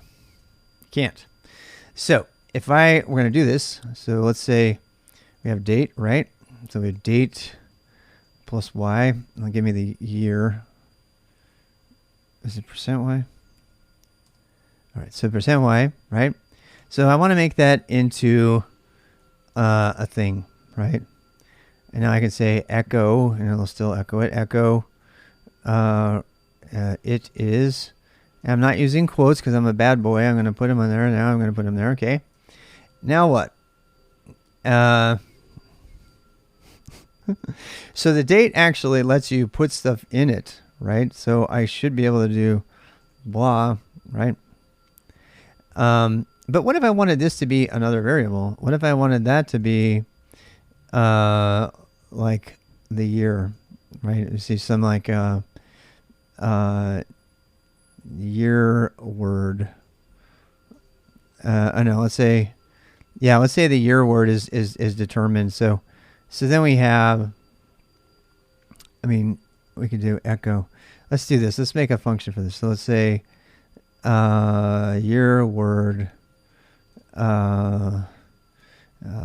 echo NA, like in French or something, right? So I defined a function on the command line, and I can run it now, and it will say it is NA 2020, right? And I can put this here. Uh-oh, it didn't like it. Why didn't like it? Here's something else that's cool about parameter, about command expansion using this. This blows people's mind when I do it, including mine when I first saw it. I can do this. I really want you to look at that hard and digest what's happening there, particularly if you're a veteran. If you're a veteran and you look at that and go, what the hell? How does that work? You're nesting parameter, you're nesting quotes. I'm going to give you the answer. I'm going to read you the answer from the Bash man page, which I read last year. And the answer is yes, it's yielding. That's a good way to say it. It has embedded new lines are not deleted, but they're removed. Word splitting. When old style backquote form of substitute. I love how they call it old style. It uses backslash returns literal meaning. The first backquote not preceded by backslash terminates the command. That's why you don't use backticks. Okay. Command substitutions may be nested. Here you go. Here's the answer. To nest when using backquoted form, you can't do that. Never mind. The inner backquotes with backslashes. You have to escape them. Oh, thank you for the subs. Appreciate that a lot. Okay, here we go. If the substitution appears within double quotes, word splitting and path name expansion are not performed on the results. I thought it said it. I guess maybe that's not where it says it. I thought that was the place that said it. We're on to bottom line, each command expansion field gets its own double quote context. So in every way, you can consider the stuff that's between single parentheses in command expansion as another program. When I found that out, I was like ecstatic because I thought, and this is why trying this is broken. If you do stuff like this, you're like, why is that broken? I mean, there's got to be at least one veteran out there who has used quote escaping in Python or something, or Perl, and they're going to try to escape the quotes and they'll get it wrong and they'll be like, what the hell? And hopefully I've helped you, because that is the reason. The reason is because as soon as you use command expansion, you get your own backquotes. So it kind of resets the whole backquotey thing, and you don't have to use that crazy stuff that you have to use with backticks. Yeah. Programmer intuition is pretty wrong on this. So I just want to make sure that to call that one out, because that's really important. All right. And so again, the main reason to use this particular type, if I try to do that same thing with backticks, let's do it. If I do it with backticks, it can be done. It can definitely be done. But first of all, it's not intuitive, right? So it's like, what the hell? Like, okay, well, I'm going to escape these guys. Maybe that'll work. Yeah, all right. But that's just so hard to read. You know? It's really hard to read that. That is totally doable, but it's very, very hard to read compared to this, right? So I suggest against that. But that's that one. We hit that one pretty hard because that's the thing. We're going to get to conditions because they're a part of this expansion stuff that we're doing. And we're over promo time though. So when we come back from the break, we're going to do arithmetic expansion, and we're going to start doing arithmetic in conditions with the if statement and all of that. And we have quite a bit of time. We're still going to be going another 2 hours. So, but I am going to go ahead and put the fishies on, and we'll see you in 8 minutes. All right.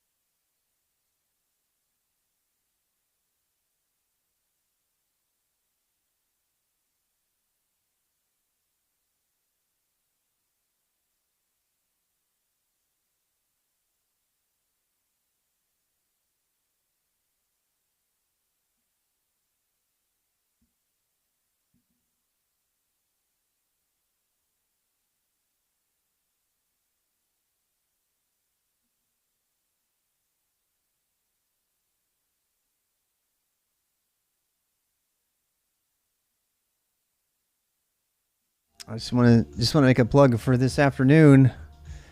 At 7, we're gonna have our first community conversation. Is that tonight? Oh, we're having the boost conversation tonight.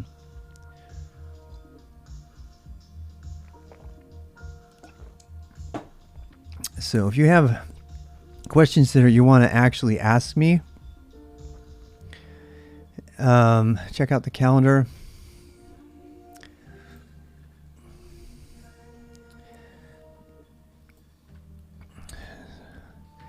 So this is a new thing. We're going to have boost questions from 7 to 8 tonight.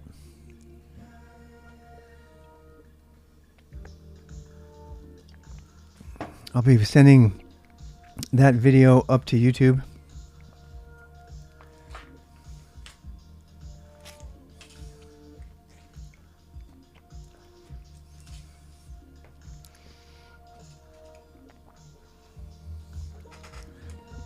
And we'll be answering stuff from the AMA section or the questions section of the Discord.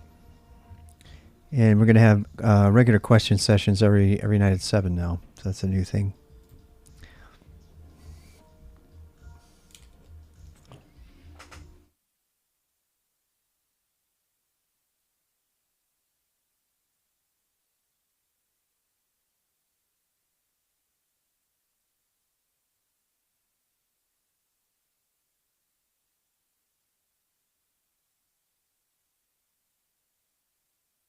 Not yet.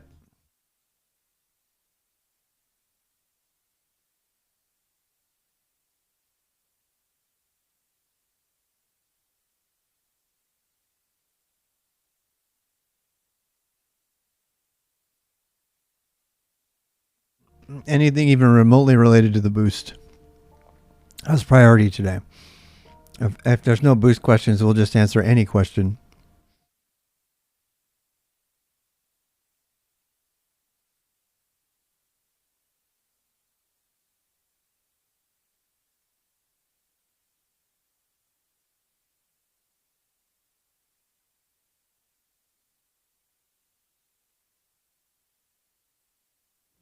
I'm probably going to put my time into a Pomo overlay instead, though, because I want it to work even when I'm on my phone.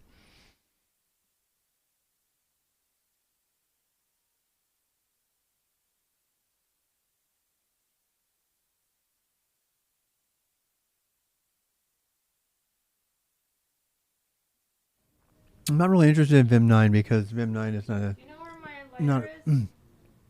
I do not... It'd be up there if it's anywhere. I haven't used the lighter in a long time, honey. I know, but...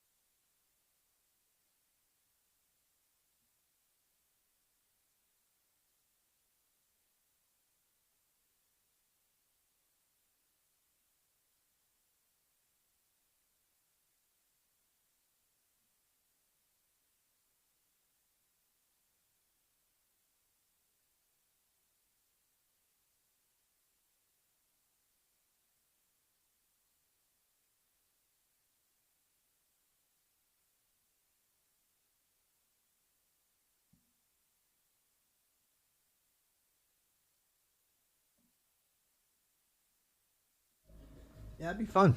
It'd be fun to try stuff like that. I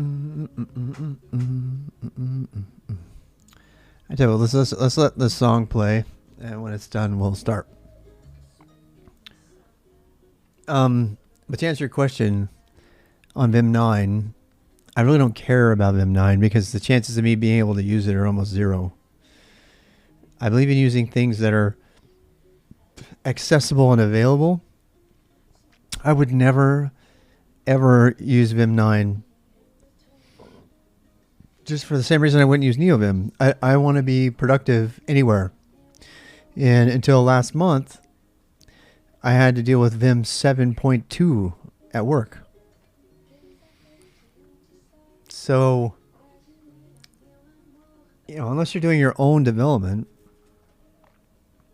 on your own systems, in which case I'd probably use, if that was my thing I was doing every day, I'd probably use Emacs or an IDE because it's more powerful than VI for that kind of thing. That's what you get from me. I have no intention of ever using Vim 9 until probably the next 5 years. When Vim 9's becomes standard on all default Ubuntu and Red Hat systems, I'll probably start to look at it, but I'm not intending to look at it at all until then. It's just a waste of time. And people that obsess about editors usually are not people in operations. Who knew? Yeah. I don't even know if I am. What is my version? I don't even know. 8.2. Yeah. So. Yeah, I mean, unless there's like something that's going to be breaking forward compatibility, which I wouldn't, I'd really hope that's not true. But yeah. Again, my reasons for picking tech are different than other people's reasons. And I might make fun of you and have fun with you, but I'm not disagreeing with you. If you want to use NeoVim or Emacs or VS Code or IntelliJ or Eclipse, for God's sake, I don't care, as long as you are not telling other people what to use without asking them what they're using it for. If you do that, I'll yell at you because I hate it.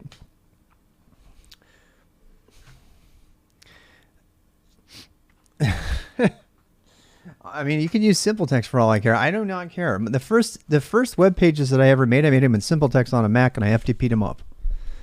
I had no idea what Linux was or Unix or any of that. So if you want to use that, I don't care. My criteria for everything I do, both on this channel and beyond, Notepad++ is amazing. Whoops, am I supposed to swear? It's good. So my priority and the reason that I choose the things that I do in the Boost is because the priority is on getting and keeping an enterprise job in the operations backend space that includes development, but it's not primarily focused on development and hacking. And that means being productive on any and all systems that you can get on. That's the reason we learned Ed. It's the reason before we learned VI. It's the reason that we learned SSH. It's the reason that we use the terminal. All of these things make you more productive more quickly on any Linux system. And that's my priority. That's not the average developer's priority. The average developer wants to write code very quickly, and that's a much different priority. So that's all I have to say about that. I'm not going to pick a fight with anybody on that. But I would strongly encourage you, if you're going to make advice, and somebody asked you to ask them what they want to do. Well, are you going to be a developer? Are you going to be primarily doing development? Are you going to write kernel code? Then yeah, Linus Torvalds uses Emacs for that. Are you going to be doing?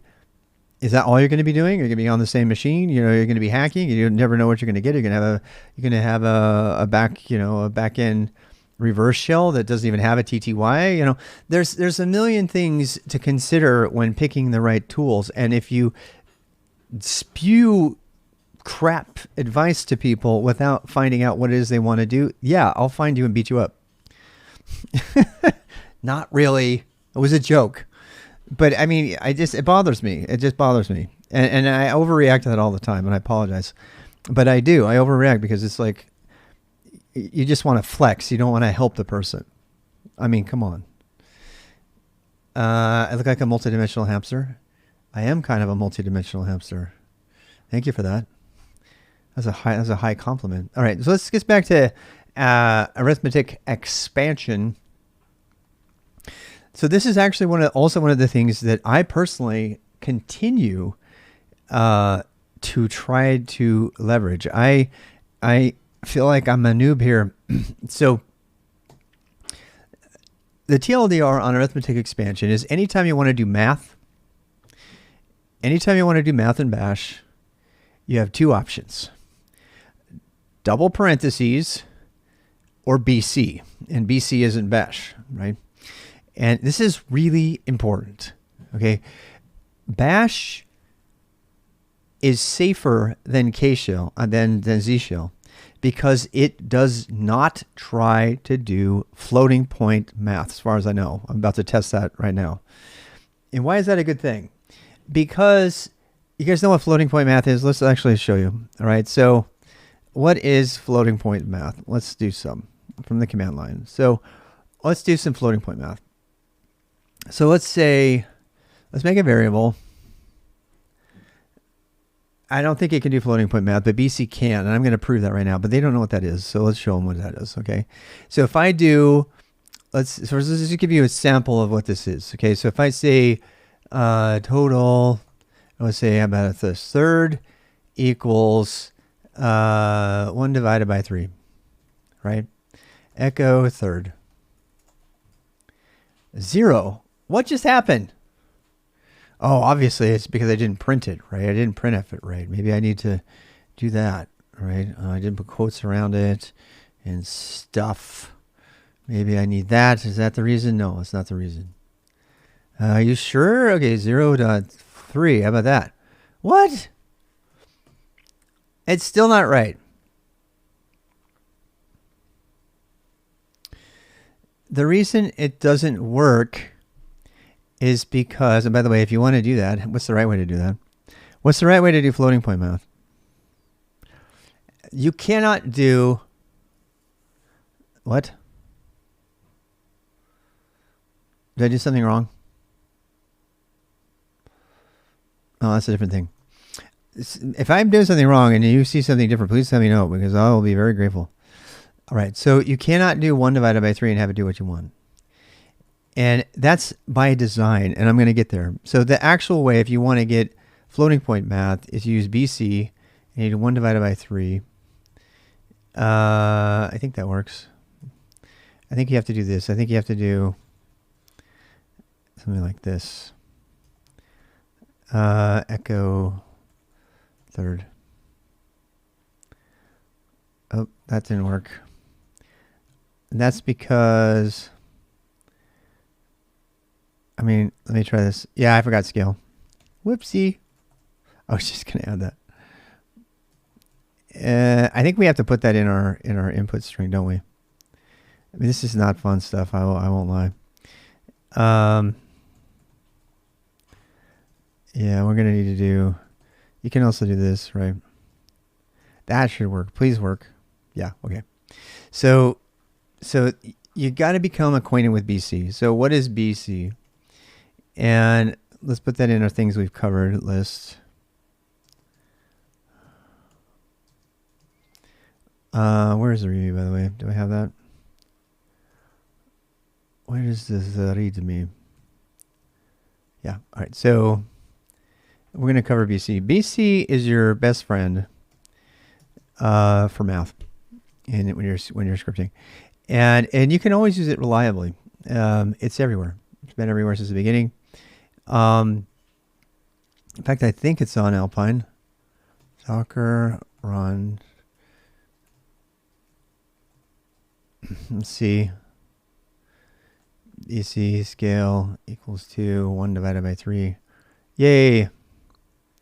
I don't know how to exit. D. Okay, so it's Control D, which sends it into file. All right, so apparently it's supported on Alpine. That's good.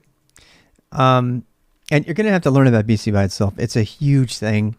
It does, I think, what's called reverse notation mathematics, which is like my old TI calculator used to do in calculus. But you have to set the scale. The biggest mistake I always make is forgetting to set the scale. You can use it. We were using it last week to set the bases. So you can set base 2 and you can convert numbers into different bases. So if you want to see the bit field of like 700, you can do all kinds of cool stuff with that. In fact, let's do that. That's so much fun. I just love doing this. So if I say the out, what is it? Out base equals 2, and I can say 10, and you get 10, 10, right?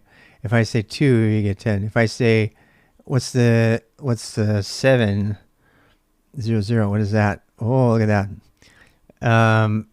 So if I do 777, it'll be all like that. You can also do octal, so you can do O base equals 8, and then you can do 700, and you get that number. Oh no, did I do that right? I think I did it wrong. 600. Oh no. We want the input base to be octal, and we want the output base to be 2, so we get bits. Yeah, this is cool. Watch. So now when we remember that 644, right, for a file, this shows you. Okay, here we go. Read, write, execute. Read, write, execute. Read, write, execute. Isn't that cool? So that's a really great way to visualize octal permissions with Schmod. Yeah. So if you want to visualize which things are on without having RWX, you can actually look at it. So like 755, what is that? 755. So then this is like, okay, read, write, execute for user is on, read is on, and execute is on, but write is off for the group, and read and is on and write. So this is literally the bit field. This is what's called a bit field, and you can use BC for this kind of fun stuff. It's really cool. I have not been using that nearly as much as I should. It's so cool. So, but also BC, people mostly know BC because it's the only safe way to do floating point math on any Unix system. If you try to do floating point math any other way, you are going to do it wrong. Particularly if you code in Z Shell. Z Shell decided to fix POSIX compliance and add floating point math, so that mistakes that would otherwise occur in POSIX shell are not caught in Z shell. And then somebody takes that Z shell and they say, well, it's POSIX compliant, and they run it at scale, and they get errors. I talked about this before, but I talk about it a lot because it's just one of my biggest complaints about Z shell. Z shell is unsafe to code in. So never write a script in Z shell. You either write it in POSIX shell if you have to, or you write it in bash. Never, ever write a script in Z shell. It's so bad because you can't tell whether it's POSIX or it's bash. And by the way, if you want to be safe, always use BC for floating point math. That is the rule. Write that down, tattoo it to your forehead, whatever it takes. Don't use anything but BC. And yes, you have to shell out to do it. But if we're going to talk about math in bash, you cannot talk about math in bash without that, because bash doesn't do floating point math in the tradition of POSIX, and so that's what people expect. Now a lot of times you don't care, so you can get away with it, right? But as I already kind of showed you with this stuff here, oh, that was the one we were doing before. Where's my new one? Where is it? Right here. I know I got stuff everywhere. Okay, here we go. So, yeah, we'll do this one. I'm cleaning up my terminal windows. All right, so don't need that either. So, yeah, I guess I'll make a new one. You know what? Let's leave this on the screen. How about that? So, I'll leave this so you can read it while we're doing it. Floating point math is a recurrent thing, not in shell. First of all, if you're doing floating point math in a shell script, you're probably doing something really, really wrong. Yeah, you should probably be using an actual program for that. But, once again, rapid application development, you need something quick and dirty. BC is your friend for that, right? And it used to be that you could use single brace, which is another reason. Don't do this. Please don't do this.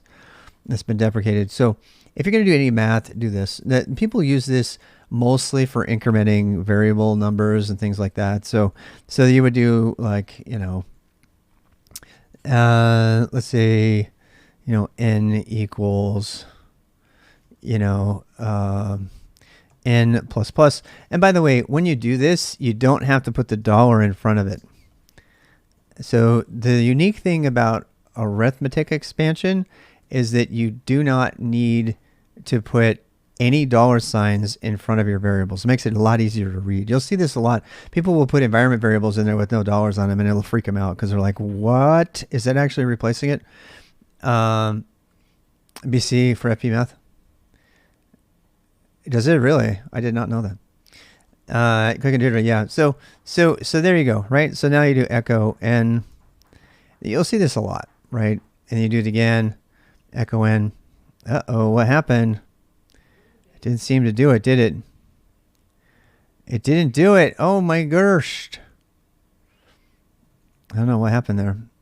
I don't know what happened. I actually do. So you actually need this. This is actually what you're going to do here. And this is going to blow your mind. But anytime you want to do math, just stick it in there like that. So I know we're talking about variable expansion. This. I don't know how much time I lost on this. I've lost on this particular problem because you saw that the other stuff didn't work, right? The whole equals thing and take it over and replace it with this new value. No. If you have a variable already defined and you just want to increment that variable, then because I think what it does is it reinitializes the variable. I can't prove it, but this is the way to do it. So if you want to increment variables like through loops and stuff to count things, then this is how you do it. You just put this on a line by itself. I mean, you think you could do n plus n or whatever. But the dollar, you only need the dollar when you want that to be an expression. So you were to say echo total, and you would say sum plus other, right? And then you would do sum equals 10, 20, other equals 34, and then you get your 54, right? Other equals 100, and you get your thing. And you see how I didn't need the dollar there? So that's a math expansion. People use it all the time. Here's actually a really fun one that I'll give you for free. There's a thing called random. And this is kind of fun. So there is, in Bash, anyway, there is you can make entire games out of this. In Bash, there is an environment variable, very special environment variable, that is a random number between 0 and 32,000, I think. And it's always there. So, and if you want to do something cool with this, if you want to pick a random number between 1 and 8, which every kid making a game in Bash wants to do, you just do modulo. And let's say, how about this? Let's change it to echo die roll. How about this? You rolled random. How about 20-sided die? You rolled a 10. You probably have to add a +1 if you're going to do this properly. Yeah, it's probably, and that, by the way, you can do this. +1, right? That would make sure. So let's do that for a while, shall we? Let's watch that. So this is going to run every 2 seconds. Oh, you know what it did? It did the substitution and it didn't redo it. Well, that's not fun. That's not fun at all. All right, so let's do this. Let's say plus anyway, I think it is, but I'm a fan of parentheses. It binds tighter. I think you're right. It's probably, you could probably write it like this and be fine. Yeah. While true, do sleep 0.3, which is weird because you can use floating point with sleep, but not the other. 10, 19, 20. And by the way, this is the first program I ever wrote on a computer. I wrote a D&D character generator that just did dice rolling. And then I could say, yeah, I rolled all 20s, I promise.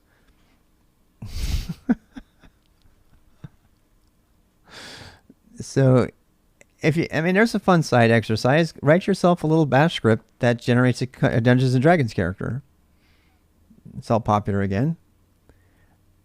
And, have we rolled a 1? Okay, we rolled a 1, 16, 18. Roll Rob mode. Highest kid. Exactly. So, that's it. That's, by the way, that was on one line. I didn't even put that in a script. Let's do that. Let's put it in a script. So this happens a lot, right? Let's do this whole thing. So, man, I got a command I want now. So I have a command that makes a command. It's called new x. And new x will make me a command.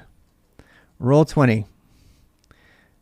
And we're going to do roll 20, right? I have user being VA. I know, don't yell. And I'm going to put my stuff that I just did in there. And I'm going to take this out so that it's just there. And now I have a new command, roll 20. So I took that little fun thing that I just did, and now I have a command that just rolls a 20-sided dice anytime I want. And I can dump that in my chat or whatever, right? So that's probably enough to do with math. Not having random numbers. I mean, the entire gaming industry is based on randomization, not to mention crypto. So not knowing how to do a random number is pretty lame. So that's how you do random in Bash. You just put the random number there, and then you modulo it, and that'll give you your number between 0 and that number, not including the number, by the way, not including the number. The exit, yes, it does. If I remember right. New x is a function, or is it? New x test. See, remember that whole test thing I was telling you about? Oh, we need to do short circuit logic. Let's do that next. Let's do short circuit logic. Oh, look at that. I have a single quote. How bad am I? See, I should probably change that to test-ep, which is what I usually do. Some of this stuff is old. A binary command like sleep? No. I mean, no. You can't. You can go look at the source code. It's a GNU thing. Yeah, or you could like, you could do strings on it.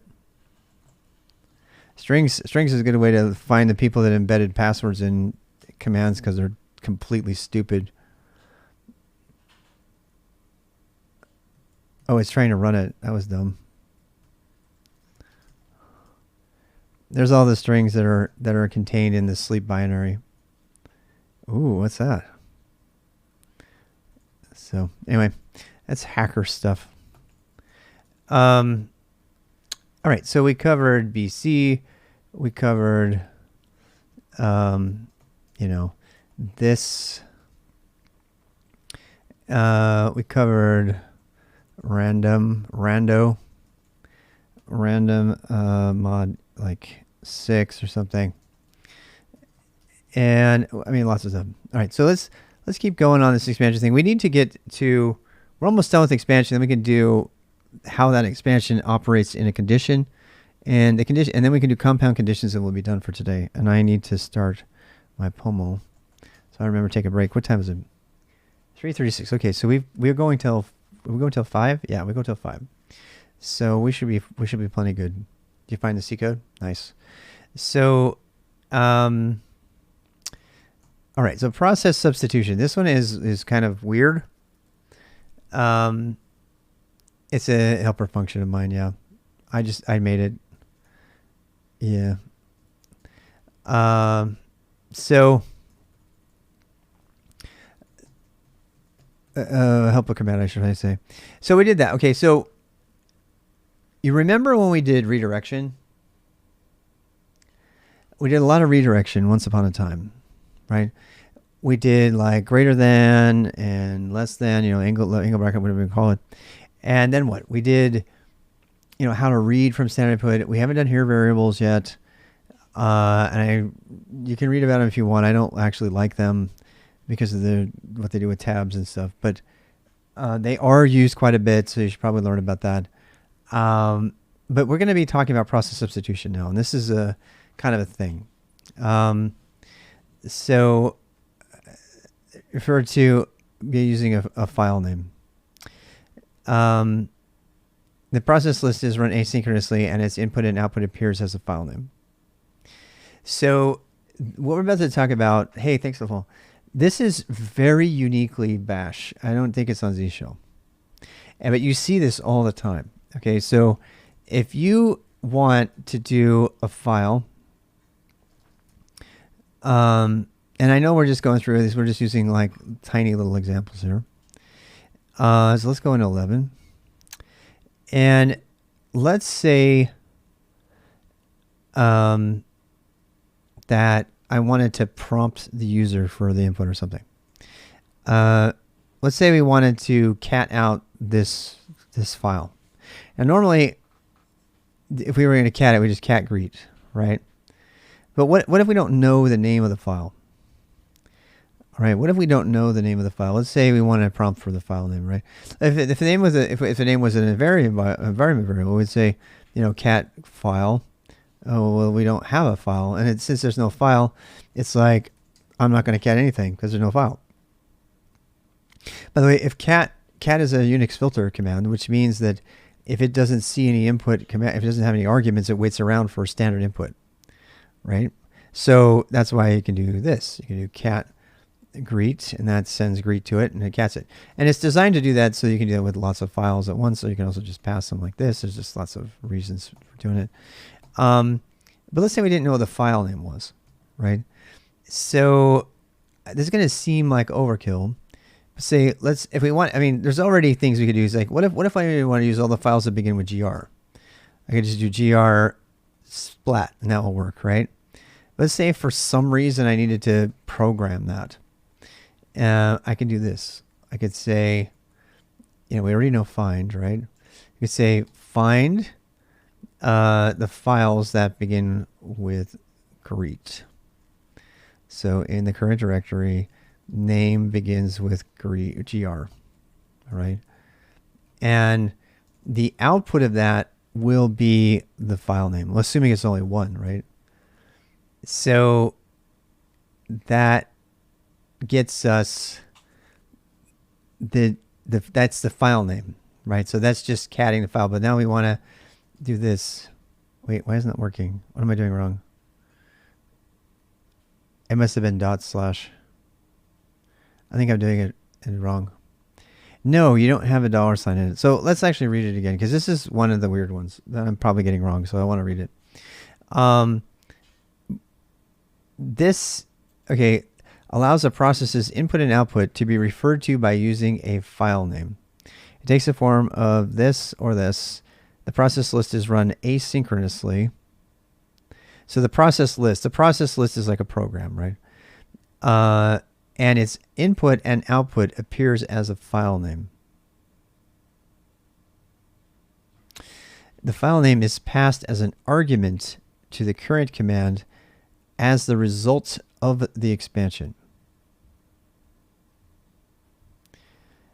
Yeah, I always get this one wrong. Right. Yeah, let's try that one, Patrick Close. So ls folder 1, ls folder 2. Ooh, that's a good one. So let's do diff.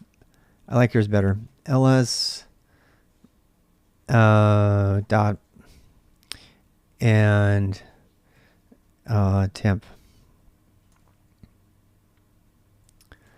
ls temp. It's not going to work, but yeah, my resolve stuff. Yeah. It's a weird one. You might have to practice with that. I have a good example of one. But basically what it does is it takes the output and it uses that as an argument. I get that right? I got that right, didn't I? It takes the output and get it. Now, not to be confused with the triple one, right? So what I always confuse it with is there's here, let me see if I can figure out a way to do this one. So it takes the output and gives you a file descriptor. Yes, right. So you can echo something. Yes. So it gives you a file descriptor. That's the part I keep missing. But you still have to redirect it. It's like I'm trying to remember the case where this comes in handy when it's combined with like a triple here. That's really going to confuse people. I don't know if we want to talk about that right now. So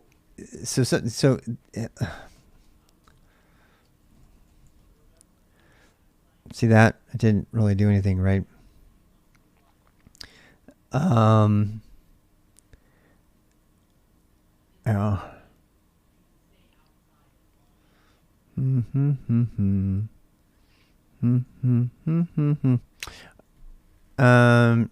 Use it with the ENTR. Oh, right.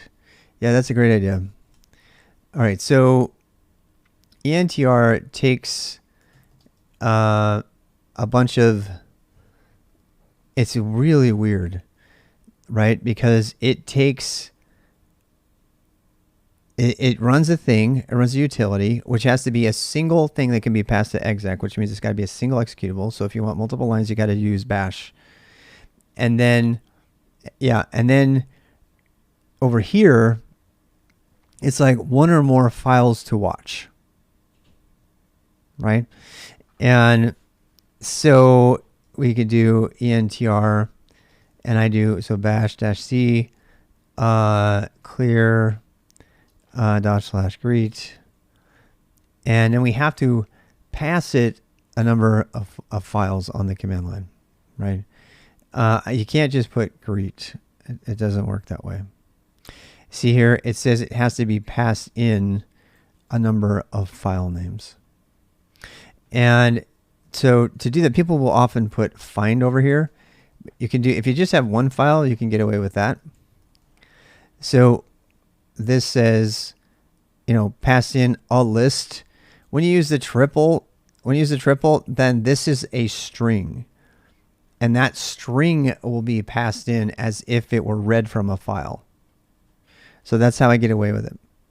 Another way to do it would be to use this thing, which would be show me all the, and there, this is a standard ENTR thing. It's like find all the current, I guess you could do ls or find, but let's do find dot name. You guys have to put quotes around that. And that should give you, wait, it didn't work. Why didn't it work? What did I do wrong? That should work. I'm missing something. I don't use that very well because I'm usually monitoring one file. But if you want to say every file in the thing, execute the command immediately. Here we go. So you can pipe them in. I guess that's another way to do it. You can pipe them into standard input. Go to the screen. Oh, I didn't know about CP.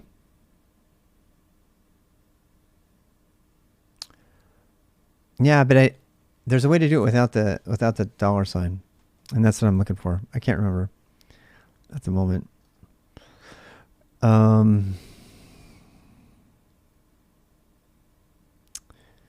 Make done. Yeah, it's not intuitive, and I haven't been using ENTR for very long.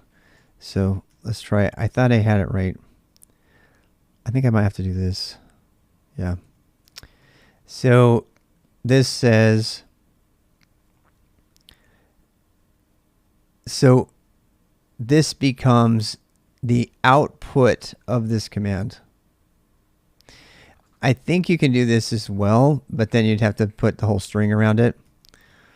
So that's the way to do that. So that says it is very similar to the $1, yeah. In fact, I think the $, might even work here as well. No. Oh, you see what it tried to do? It tried to do every single line as if it were a file. So this says take the output, but you read this as a file. as if you were redirecting from a file. So the output, and then, so sometimes you want to make it look like, I mean, you know, I could put, all right, let's do the simple one. So the simple one would be put list, put the word read in here, right? So let's go back to do the redirection. So we could say list, right? That works. Why? Because list is a file descriptor. So it opens list as a file descriptor, grabs all of the stuff inside of it, and sends it line by line to the program. Right? But if I didn't want to keep it in a, if I wanted to replace list by not having it be a file, and I wanted to have that be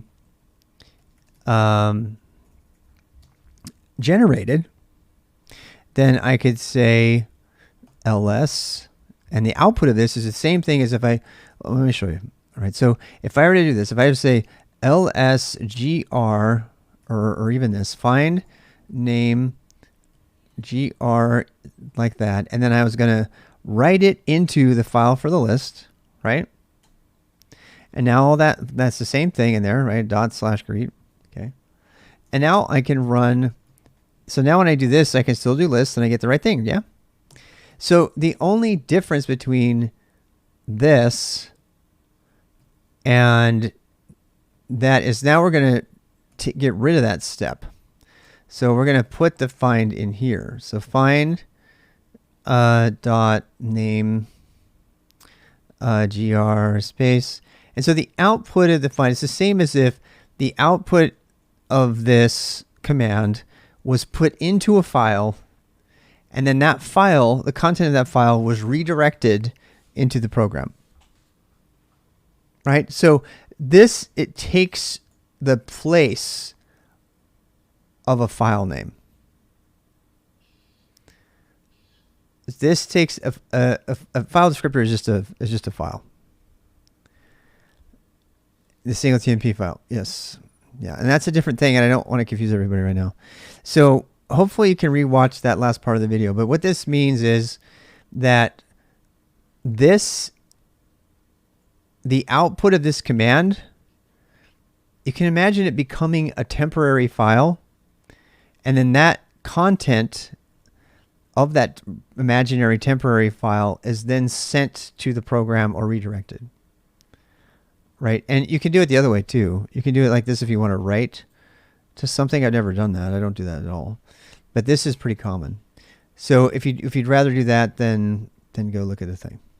Right? Now, there is one other shortcut here. And this is going to make people crazy. And that is the triple. Because the triple says use the exact string to follow, right? So you can accomplish exactly the same thing using a triple, right? But you better be damn sure that you capture all of that into that you quote it. If you don't quote that, it will barf on you. Same exact thing. So this, wait. I don't think that one even works. See, it didn't work. Why didn't it work? Why didn't this one work? Because it's not all in a single string. So you can either do this. Whoops. Why am I doing it wrong? Why isn't it working? What did I screw up? Oh, this guy. Never mind. I got it wrong. Maybe I was wrong. All right, so let's try this. I don't think this will work. Nope. See, because it doesn't send it as a single string. It sends all of them. So if you're going to do it that way, which you can do, and that's POSIX, by the way, that will work in POSIX if you need to. It should work. Why isn't it working? Oh, this is not POSIX. You have to have that. There we go. Gives you a file name. Yeah, there you go. So this redirects standard input. So that works, and this works. But this one is a little bit simpler to type. They're both the same. These are in this particular case, these are functionally equivalent. So the triple redirects the actual string. And this is why I use this with ENTR all the time, because I just want to type the name of the file without having to put it into a file or run a command. And so you'll see me do all of this, and then inside of quotes right here, or even without the quotes, I'll just type the word greet. Because it's as if that word greet was in a file, and that file got redirected to the standard input of ENTR. So again, these are the same. These are the same. And I'm kind of refreshing my memory on it too, because it's a little bit hard to remember, I won't lie. Like whenever I do this one, I always forget to put the here or the redirect. ffmpeg concat, yeah. Write a stupid list file as input, yes. With cat or echo. Can we make it simpler with the cat or echo? The problem with cat and echo is the nature of the way they read standard input.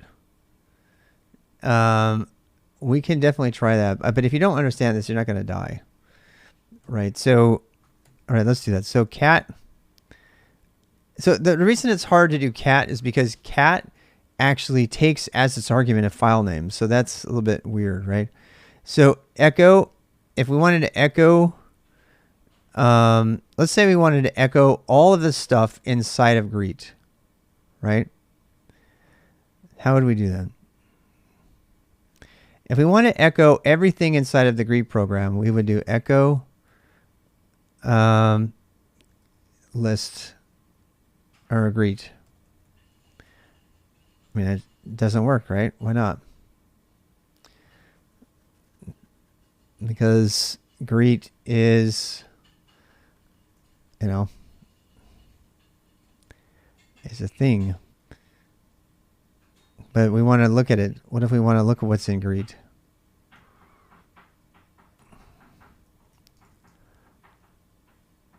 Uh-oh, and that gave us a file descriptor, but that's not what we want either, is it? I don't know. It returns dev. Yeah, because it's a file descriptor. I don't know if we need to cover file descriptors anymore next time. It's just going to confuse people. So a file descriptor is like 1 or 2 or the name of a file. So yeah. Yeah, I mean, it's hard to do. Because the reason it's hard to do with cat is because cat already takes the name of a file. You know, so what's the difference between that and this, right? It's the same thing. These two are the same. Cat greet and cat here greet is the same, as is, you know, yeah, echo cat greet. Yeah, that's another one you could do. I mean, there's like a million. So there is more than a way to skin a cat.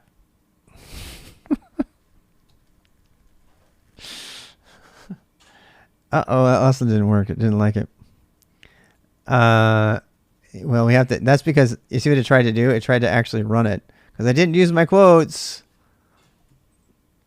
And I didn't put my quotes in there.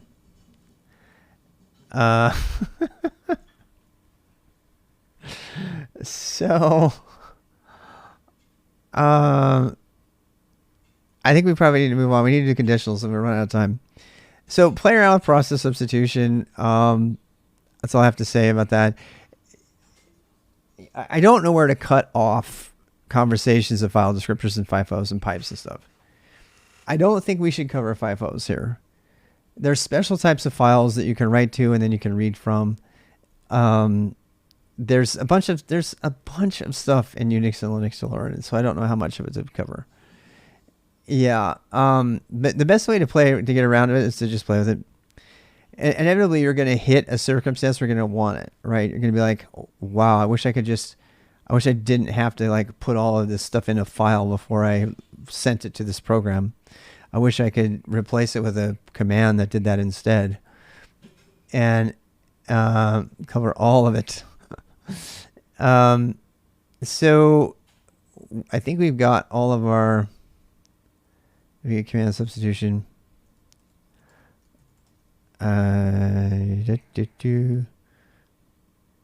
Control conditional expressions. All right, let's do conditional expressions now. So ironically, it comes right after this. So let's just do a really quick thing on the math. I'm going to say, wait, conditionals might be sleep code and C. Yeah. So this is all the math you can do. You put two pluses after it, it adds one to it.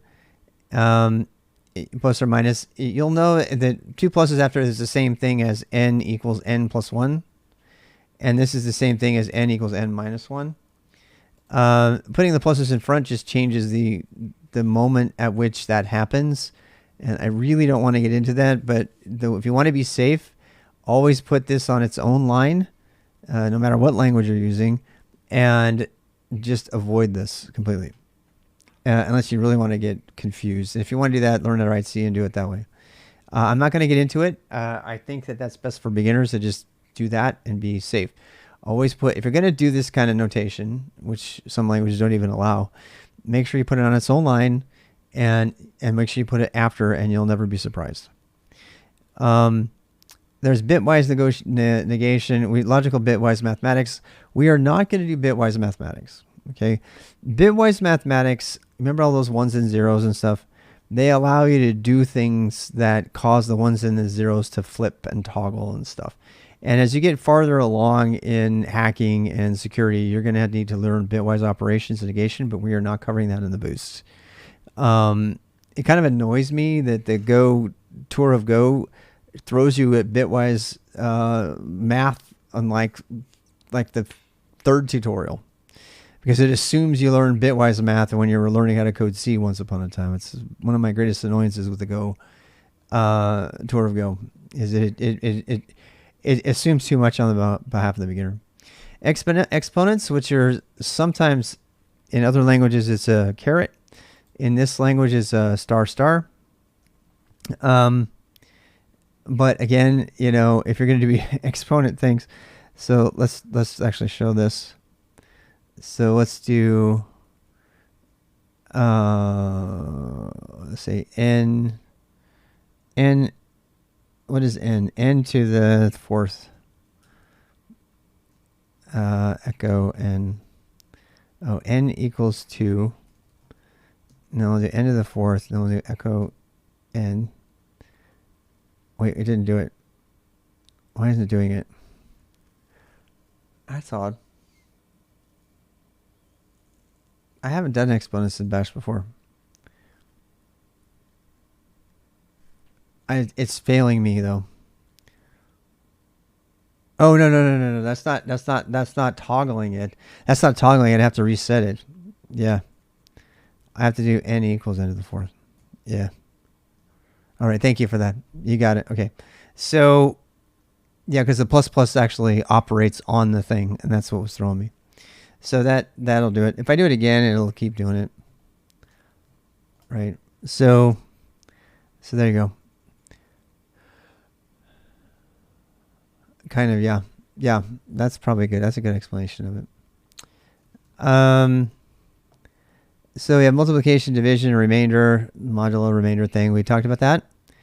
Addition, subtraction, left bitwise shifts. We're not doing those. Equality. So this is, if you've never coded before, it's really important that you understand this. I'm going to spend some time on this. In almost every circumstance, a single equal sign in computing and programming means a sign. That means take the thing on the right and put it into the thing on the left. Take the thing on the right and assign it to the thing on the left. This is super important. I learned this lesson probably my third year at SKILSTAK, that people were getting really confused by the equal sign. Because they've seen equals in math, and equals to in their minds means equality. And beginners trip up on this all the time. So, and what they'll end up doing is they'll end up trying to do a condition and they don't know, and they end up making an assignment instead, which evaluates to true in Python, and then they're really screwed because they're like, why is this not working? And that's less of a concern when you're using double brackets in Bash, but it's a huge concern in Python. Yeah. Yep. Yes, or they don't work as you expect. The reason it's really bad is because it works. It just doesn't work the way you expected it to work. So I really want to say this again. So I'm going to put this in my notes. Means assign right into left. And means is exactly equal. And if you have JavaScript, everybody knows, in JavaScript you can actually do 3 equal signs.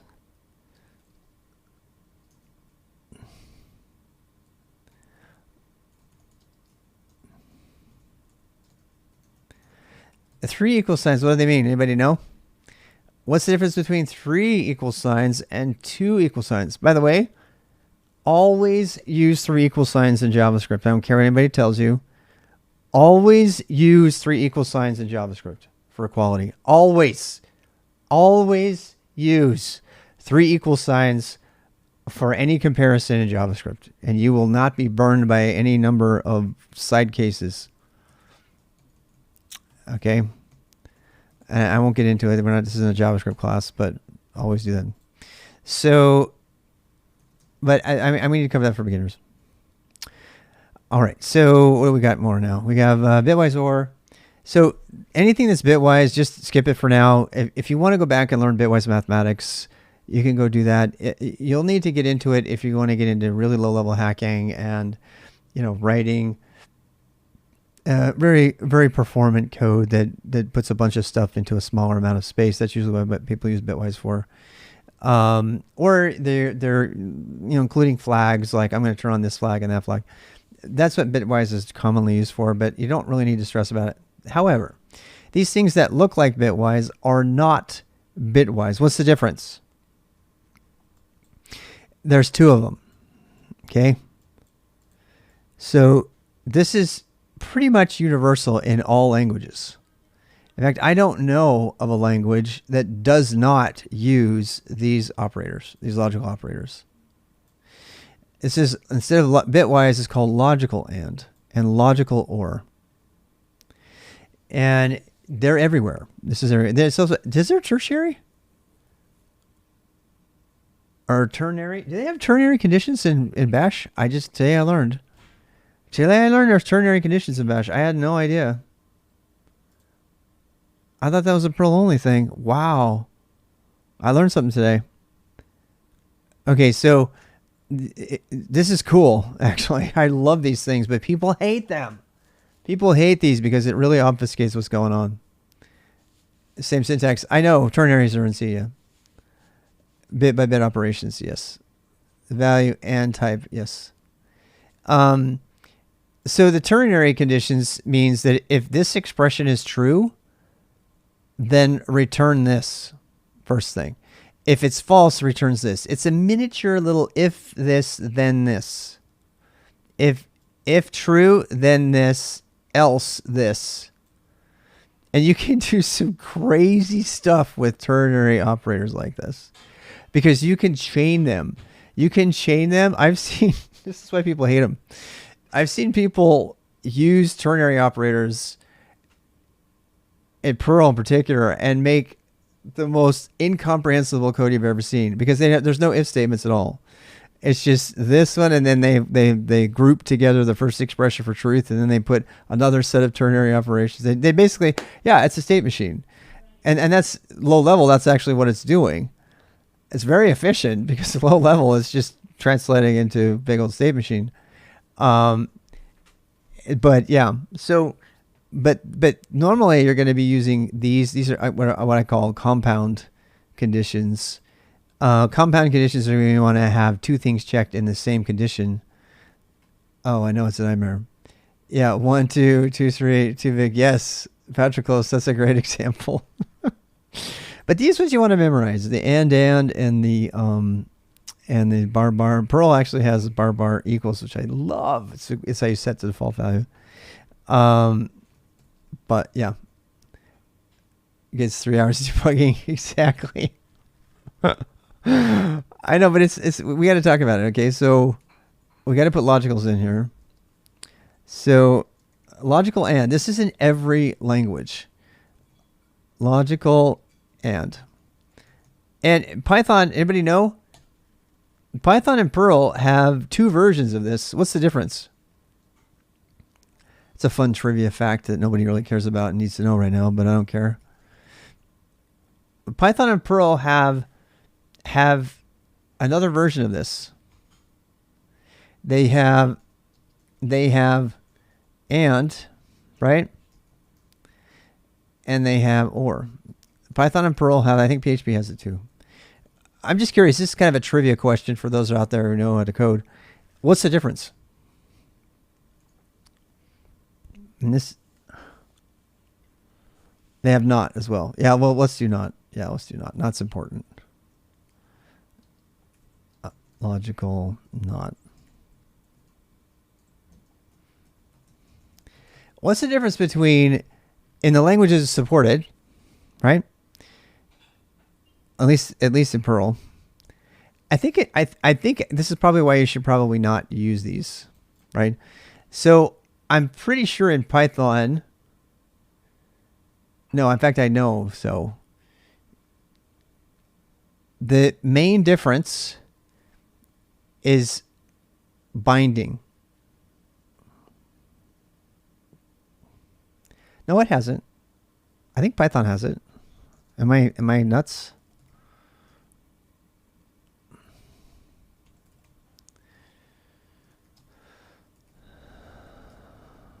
Oh, I guess not. I'm mixing up my Perl and my Python. I apologize.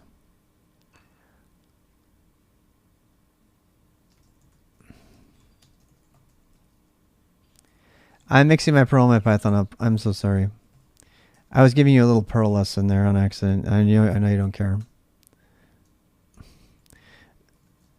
All right, so fine. Enough of that. False trivia, trivia. So the trivia is in Perl there is actually an and or, and the trivia of it is that the written one and has loose binding, and the and has strong binding. And you won't know what that means unless you understand mathematical order of operations, right? So, like for example, if you have a times and a plus in the same thing, let's do order of operations for a second. If you don't know this from math, you're gonna have to look it up. All right. So if I have, let's say this. Let's say n equals. And by the way, you can mess it up. You can put space. So that's assignment, right? That's assignment and non-equality. So I have n equals 2 times 3 plus 1. What's the answer going to be? What are the possible answers here? Is it 2 times 3 plus 1, or is it 3 plus 1 times 2? Okay, so, I mean, this is kind of a review for everybody, but echo n, right? So we get 7. Why? We get 7. We get 7 because the times, the multiplication, because of order of operations, always happens first. And if you don't want to, this is a math lesson, operation order. Yep, this is a math lesson, but it's worth going over. It's probably good to put some spaces here because we have so many things. It may, whenever I use multiplication of any kind, whenever I have operators where there's any ambiguity, I always put parentheses, because you may think you remember order of operations and precedence, and unless you're doing testing on it, which you should be doing anyway, you're going to get burned, right? Because you're going to end up doing the wrong thing. So this is wrong. This is right because we told it to do this part first and then times that. But if you just leave it up, but if you just leave it up to mathematic order of operations, you're kind of at the mercy of the language interpretation of precedence. The reason I told you all of that is because my trivia based on Perl is that when you use AND versus ampersand, and sign, across calculators for implicit multiplications, two simple subs be tighter. Yes. It's a horrible idea to not put explicit parentheses around everything in order of operations. So I'm just going to say it. Always use parens, even if you don't think you need to. Just do it. You can. You just put parentheses around it.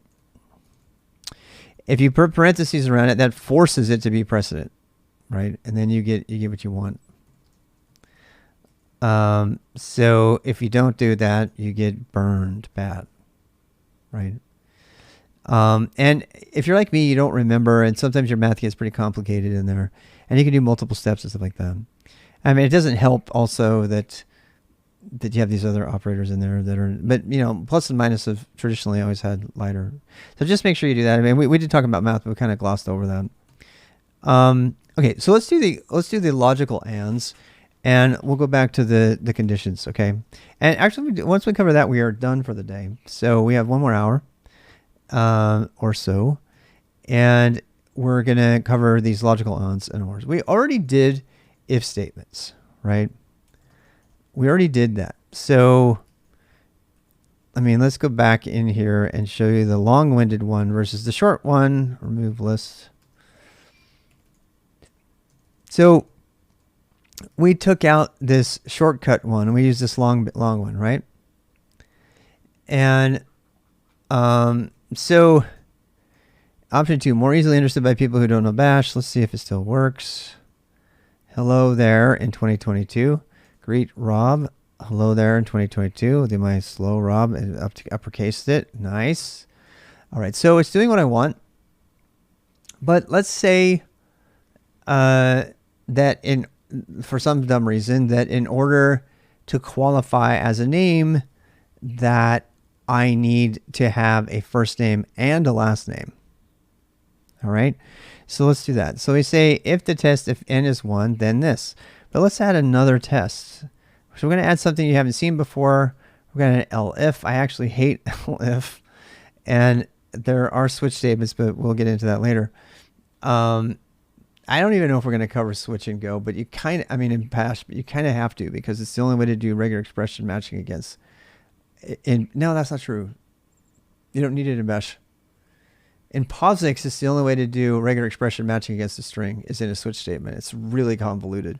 We're not even going there. All right, so you can say name equals, right? So elif what? Okay, well, elif test-n, if there's a 2, right? But we need a 1 and a 2. Now, this is obviously better ways to write this, but I'm just going to do it this way. So I'm going to do it the hard way first. And, right? So we get elif test 1. So if there's a 1 and a 2, a 1 and a 2, then we're going to put the name is 1 colon 2. And good old Casey Sack, yeah. Yeah, I know. We were talking about Python not having switch just earlier today, actually. So here's our conjunction, right? Our compound logical condition, this or that. So let's try it. If we have Rob, it'll do Rob. If I have Rob Muley, uh-oh, it didn't do what I wanted. Why not? Why didn't it do what I wanted? Well, that's not good. I wonder if it's because... Oh, I know why. Look. This is good. This is good. So I only passed the first argument to greet my function run when I called it from the program, right? So what I'm going to do instead of that is I'm going to pass all of the arguments that were used to call the program. This is a standard way to do that. Okay. Can I add two strings? You can, but we're not going to. So if this is because I had this beautiful function and then I threw away the second argument when I called it. When I called it, I had the equivalent of 1 there, right? It was throwing away the second argument. So if you want to pass in all the arguments exactly as they were passed to you as a script, the standard way to do that is AND. And I'm going to show, this is a good one because this is a really good example of this. So,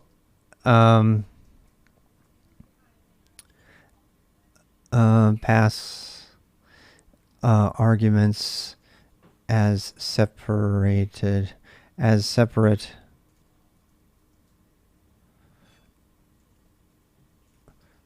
The term word in Bash means something that's separated by white space. Okay. So we want that, and you also want to make sure that you put double quotes around. If you don't do that, it will remind you to do that. 3 arguments, please. Oh yeah, we'll do that next. Okay, so, yep, let's try it. So, and it will throw away the third, right? So there it goes, Rob. Uh-oh, threw away my second argument again. Why is it throwing my second argument away? Something I'm doing is wrong. What's the word? Great question. We'll need to understand IFS. Yes, this is true. Yes. Do we want to do IFS? I think we should do IFS when we do read. When we do read, we should probably talk about IFS at that point. This is where people start complaining about Bash versus Python. Like, what the hell is IFS? Because the first statement is true already. Okay. So maybe we need to change that logic. We got a logic error, the worst errors of all, because they don't show up in test cases or anything, right? We do that. Otherwise, we do this. I think you might be right. I think you're right on that one. So there we go. Now, what if I give it another one? It just grabs the first 2, right? And it throws the other ones away. All right. So there's another way to write this, though. So I'm going to leave this old way to write it, but there's an easier way to write this. You can say if those brackets, right? And you can say -n $1 and -n $2 then, right? And that is the same thing. It's just a short form of the same thing. The difference is that the double brackets are safer because they disable shell expansion. And we talked about that already a lot. So that's really the way you should probably do it. Let's make sure shell check likes it. Shell check might not like it. Let's see what shell check says. Shell check's okay. Okay. So we're good, right? Now, and we have the 3 conditions here. This is a compound condition. We could have put or here, and that would be if there was a 1 or there was a 2. Either way, we would do it, right? And you combine these, and you can use brackets to join your conditions and all of that stuff, and join different conditional groups and stuff like that. You could also do that too, but that does not completely cover us, my friend, because I'm glad you brought that up, because is there? Okay. And we're going to do if. So what Hill is showing us is, and by the way, that's not this, right? You should do it like that if you're going to do it, because that's a mathematical equality. People don't do that. The other one works, but this is the correct way. So this says, see if this equals 2, and this is a special variable that contains all of pass arguments squished together as a single word. All right, so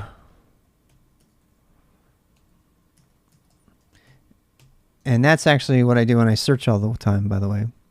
So every time I do this, every time I do search for something, I am squishing that together into a single string.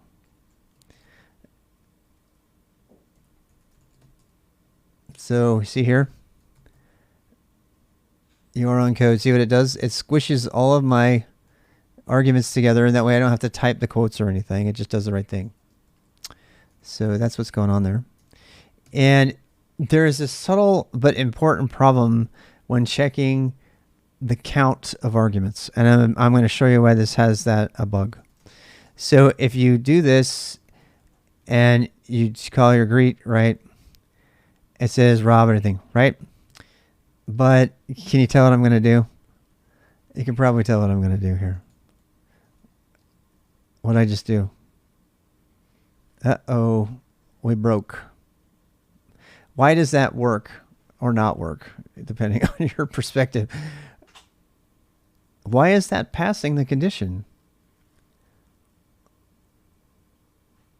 Right? Look really hard at this one, because this is super important that you get this. You can have an empty argument, right? So, and by the way, this doesn't just go for bash. I see people write this wrong in Go all the time. Having an argument does not mean it passes the test of having data that you can use. You need to make sure there's something in the argument, and that goes for null values or any kind of thing in JavaScript or any other language.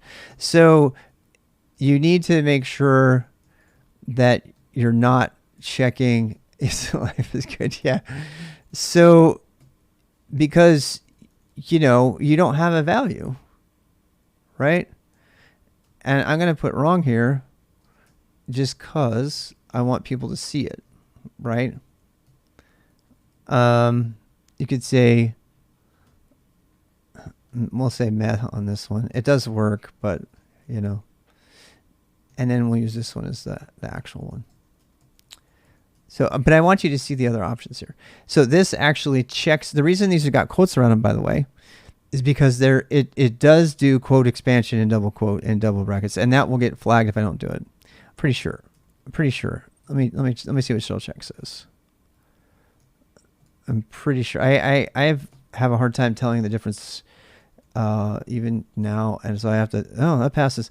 I think that's because $1 is automatically escaped. It is.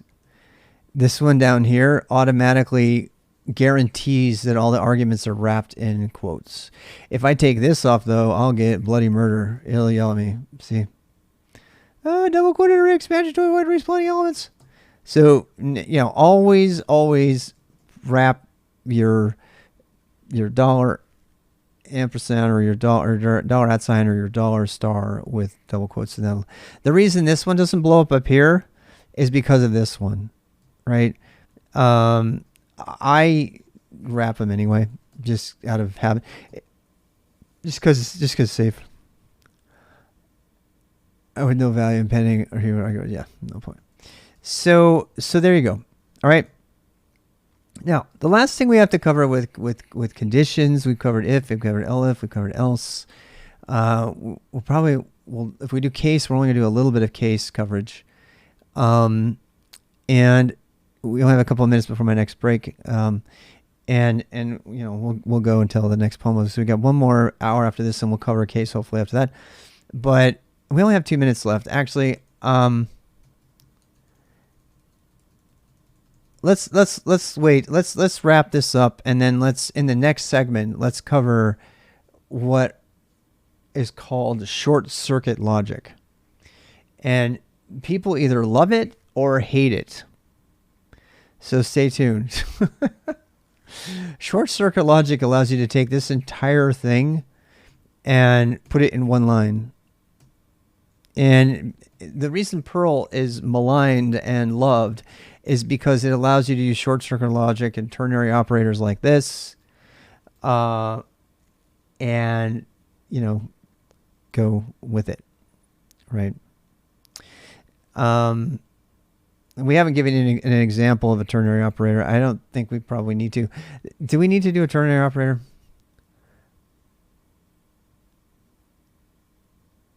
All right, let's do this. Let's say, let's add a ternary operator. How about that?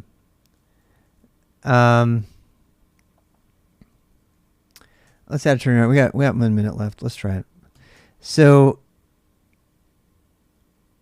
they can be hard to read. One-liners are great when you're in a hacker competition and you're trying to code as fast as you can from the command line.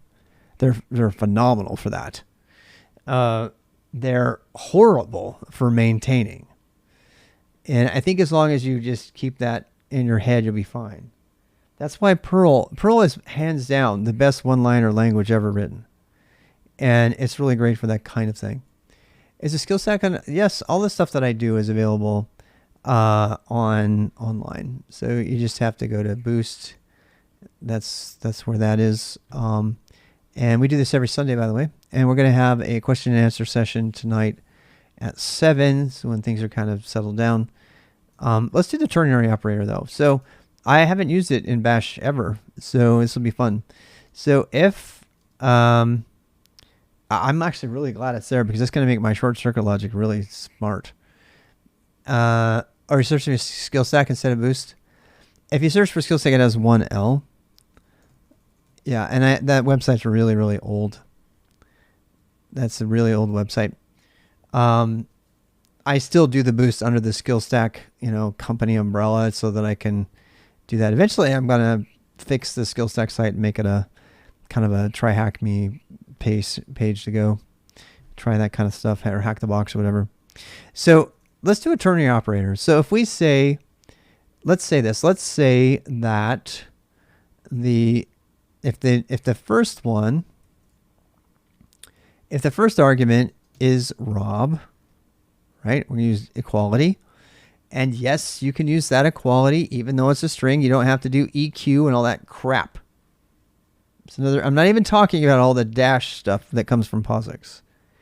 Anybody who's using dash EQ and all this old logical conditional operator stuff in POSIX and are using it in Bash is doing it wrong, in my opinion. It's ancient. It's deprecated. It's problematic. You never know when you're doing it the right way. Just use this. If you're doing a numeric comparison, use the mathematical stuff instead of the equivalency stuff. So we're going to do this. We'll do if 1 equals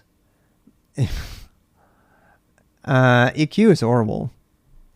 You don't need it anymore. EQ is dead. It's like totally dead. So we're going to do equals, right? Which is the same in every other language. So less, cognitive overhead. And then we're going to say if 1 equals Rob, and this, I know that I don't need to put quotes around this. And then what? Then we're going to do, so if it's Rob, then what?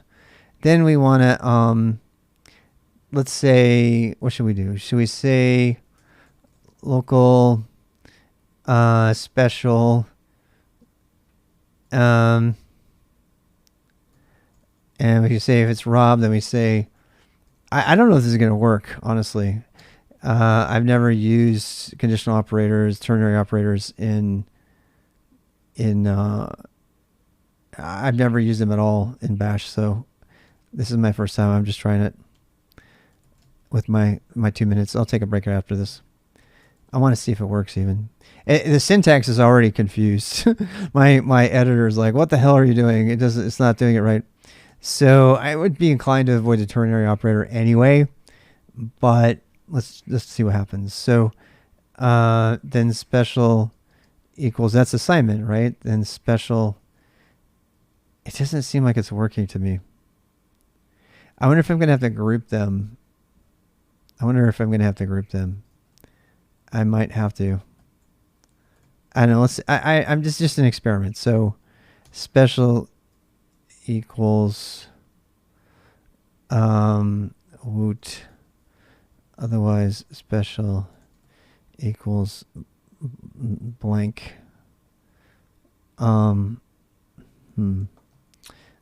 Or you have to have that space there, by the way. I don't know how many times I've been burned, but I haven't had space there.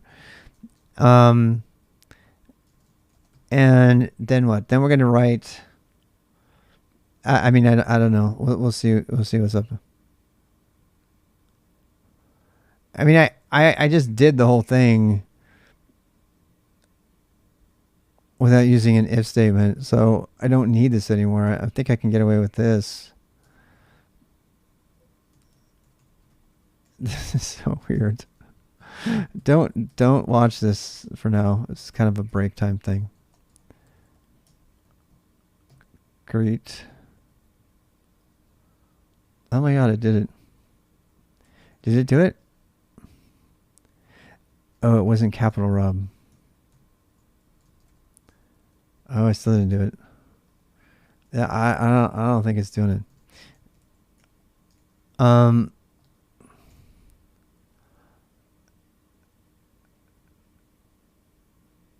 No, it has to do it because these are it's old reasons. In the old days, each one of these was an argument, so it was a word. That's why they have to have that. It's old. Yeah, that's because it needed to separate the arguments out. I know. It's a set. Yeah, I didn't do the summit. Yeah, I didn't do it. I'm not going to use it. If someone figures out how to use ternary logic, go for it. Ternary logic is just a path to hell. It really is. It really is. I mean, there's a few isolated cases where it's really nice. Go doesn't even have it. They refused. Like, no, we're not going to do it. So on that note, I'm going to take a break. There are conditional operators. Like if it's these are, you might want to read more about some of the other conditions that are there. I'm not going to cover every one. Shell variables. We did all that. All right, so we covered conditions, but we'll go read that a little bit more, and then we'll do short circuit logic. After that, we are doing the boost today, and when you the worst ternary expression you ever written through the shallow press. Dude, I am guilty. I'm totally guilty of that. All right, we're gonna take an 8-minute break. I'll turn the music back on. Here you go. We'll go for another 52 minutes after that, even though if we're over time. That's fine.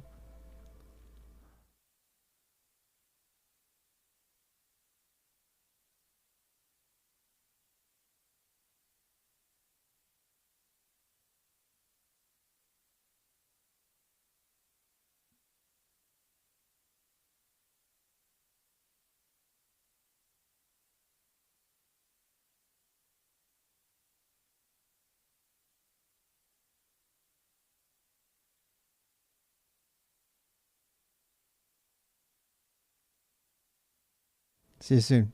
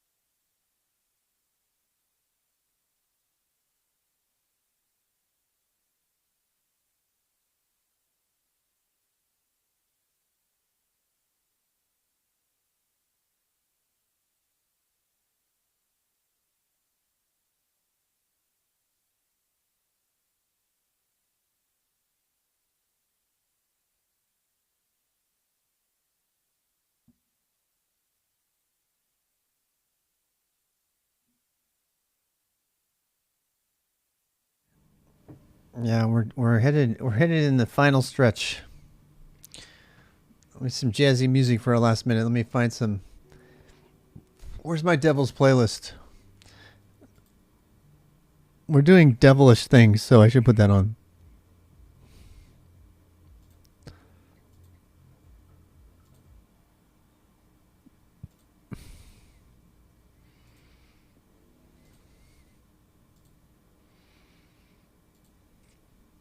Here we go. That's perfect music for doing devilish things.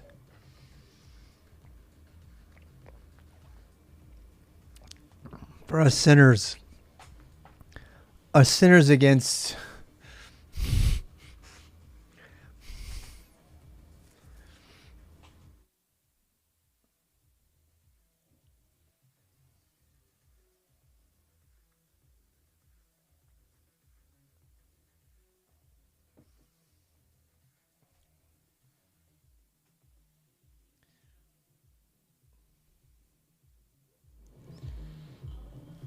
All I want to do is play with you.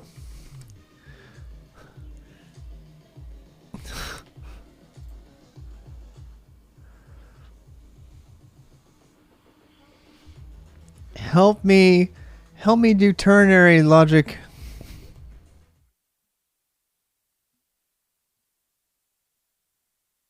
Okay, let's do this.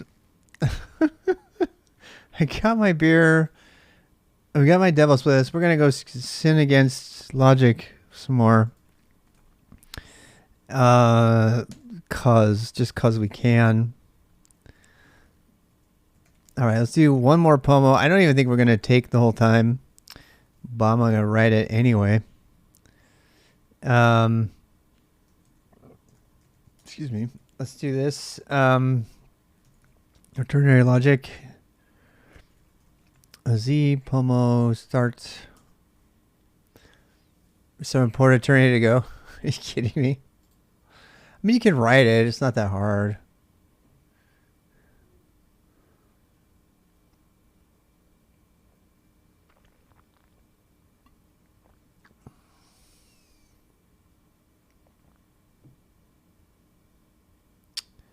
Huh.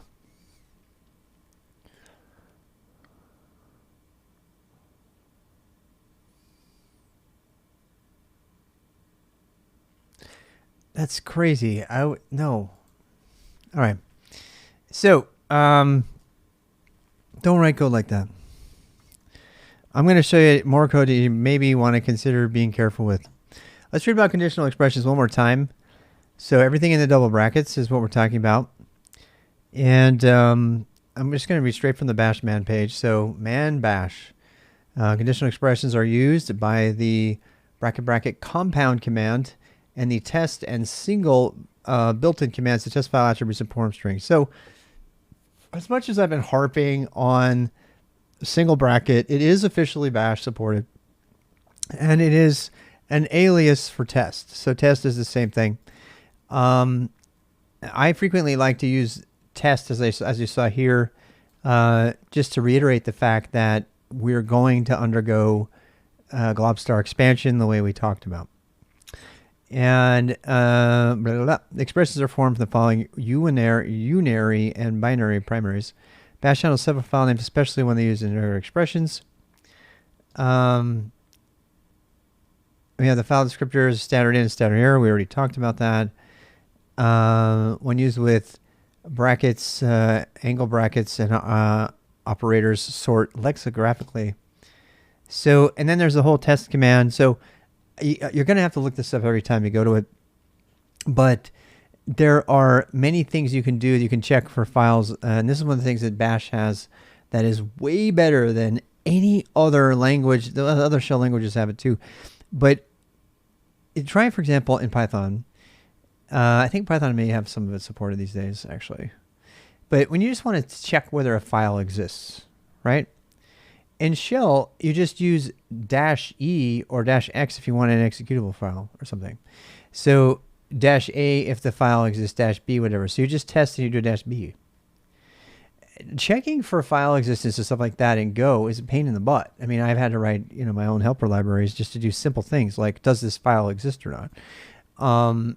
And so this is one of the reasons that shell would kind of grow. Does it have switches finally? Ah, that's good. It looks like they're trying to make it into bash more and more every day. And so there's lots and lots of things you can check, whether the file is executable, and you'll have to look these up every time. The fastest way to look them up is just do man test. If you just need to look them up, I'm doing this every day, all the time, it seems like.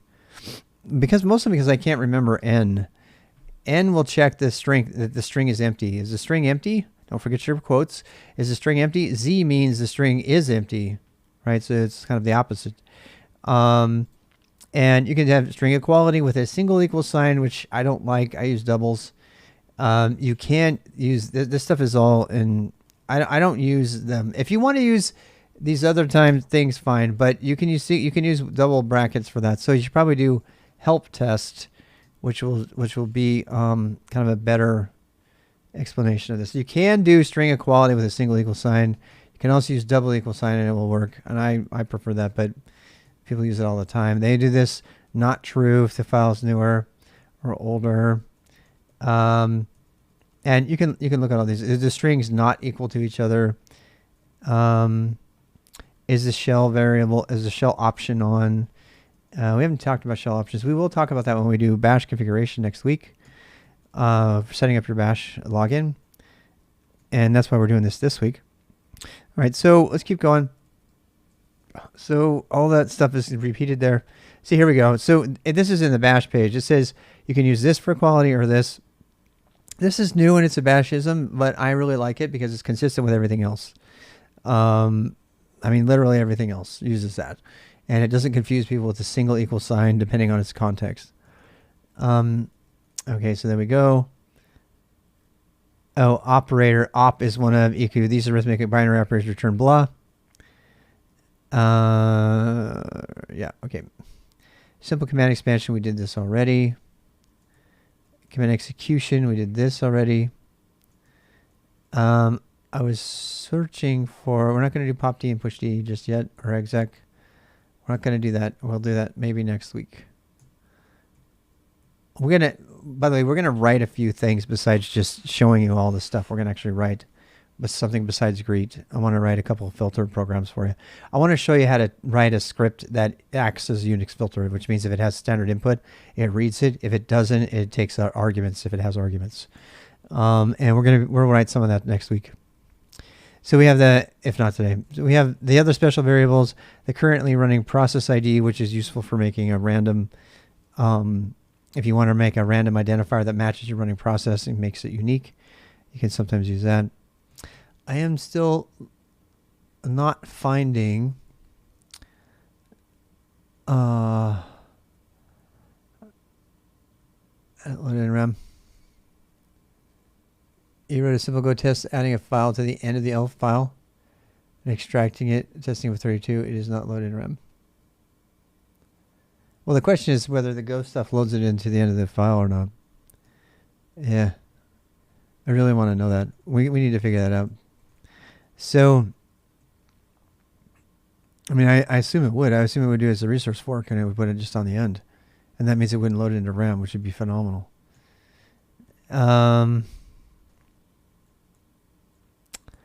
Exit status, we talked about that. What was I talking about? We were going to do... Oh, logic. Yeah. All right. So, you know what? I'm just going to drop the man page for a second, and we're going to do it. So... short circuit logic. Now this gets people in trouble all the time, but it can be very, very nice to use, but it can really burn you. And I've been burned by it many times, but I still use it. So what is it? Short circuit logic is, I mean, we can't do it with this one because we have kind of this is where the ternary operator would come in. We kind of have some compound stuff going on here, right? We have a number of things that we want to do here. But if we wanted to say, so I mean, there's a third option to write this, right? And so another option would be to use short circuit logic, and this actually works with POSIX as well. You could say,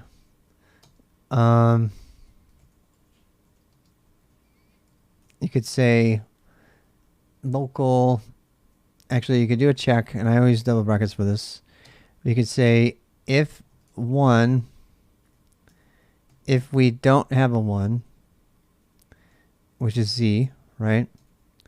So short circuit, the first thing to know about it is it only works with true. And it leverages the fact that when a compound condition is being executed, each condition that is true is tested in order. And the first condition that is false stops the evaluation of the condition, and the whole entire condition is returned as false. So short circuit logic leverages this fact about conditional evaluation so that 1 is the only time and is true when both are true. Right. So, and it's also really fundamentally built on the and operator and not the or. You can use or, but it's complicated. In the shell versus semicolon, kind of. Okay, so yeah, let me give you an example on the shell. All right, so let's say ls greet. Wait, let's go into 11. ls greet. And then we do a semicolon, which is a line return, right? And then we do this. Then we do echo $. That gives us a return code, right? So is there a greet? Yes. If we take out greet, it's like, nope, can't find it. We have an error. Yeah. But watch what happens. If I change the percent, the semicolon, which is the equivalent of a line return, and I put an ampersand in there, a logical and, it doesn't print the 2 out. But if I put an E in there, what's it going to do? It prints it out, right? So let's do another one. So we could say ls greet and echo yep, right? Or I could do ls greet and echo yep, and it will say nope. Now this is where the ternary would come in, which has got me interested actually. So echo yep or echo nope. Nope, can't do it. I didn't think so. And it would need to be, yeah, it's not working. I don't know why. It's just not. It's not working. Okay, so ternary is not a thing. I don't know where that came from, but so as you can see, it's short-circuited, right? Right, but for a functional understanding, it's so, right? Will an or with the first condition true not read the second condition? No, it won't. No. If the first condition is true, it will not read the second condition because it has enough to fulfill it. So it doesn't continue. And that's where the magic happens, right? So yeah. So ls gret equals yep. No, there's no such thing. Let's actually redirect that error, shall we? To dev null. Throw that error away. We don't care about the error. But if I put greet, it's like, yeah, there's a greet, right? And it printed it. Right. If I wanted to send everything to dev null, by the way, how do I do it? Ampersand. There. That's another thing we haven't learned. That's kind of thing. Raise an arithmetic expansion. Yes. I don't know about. I can't figure ternary. I've never used bash ternary conditions, but if you can figure out how to use, let me know. All right. So here we have. This says, I want to just list greet, but I don't even care about the output of that. I just want to see if the return value of this is true or false. By the way, what's true? True is anything that's 0. False is anything but 0. Okay, I know that's the opposite of other programming languages, but on Shell, 0 means the absence of errors. And if it's anything else, it's perhaps the number indicating the type of error. So there we got that. If I do greet, there's no greet there. It's like, nope, don't have it. Right? Now, if I want to do logical, if I want to make this true, I could put or here. It's like, this is the opposite. It's like, is there a gret? No, there's not a gret. So, okay, but if I put greet, it'll change it. So, using this method, we can do some crazy things. So, we can actually create usage statements.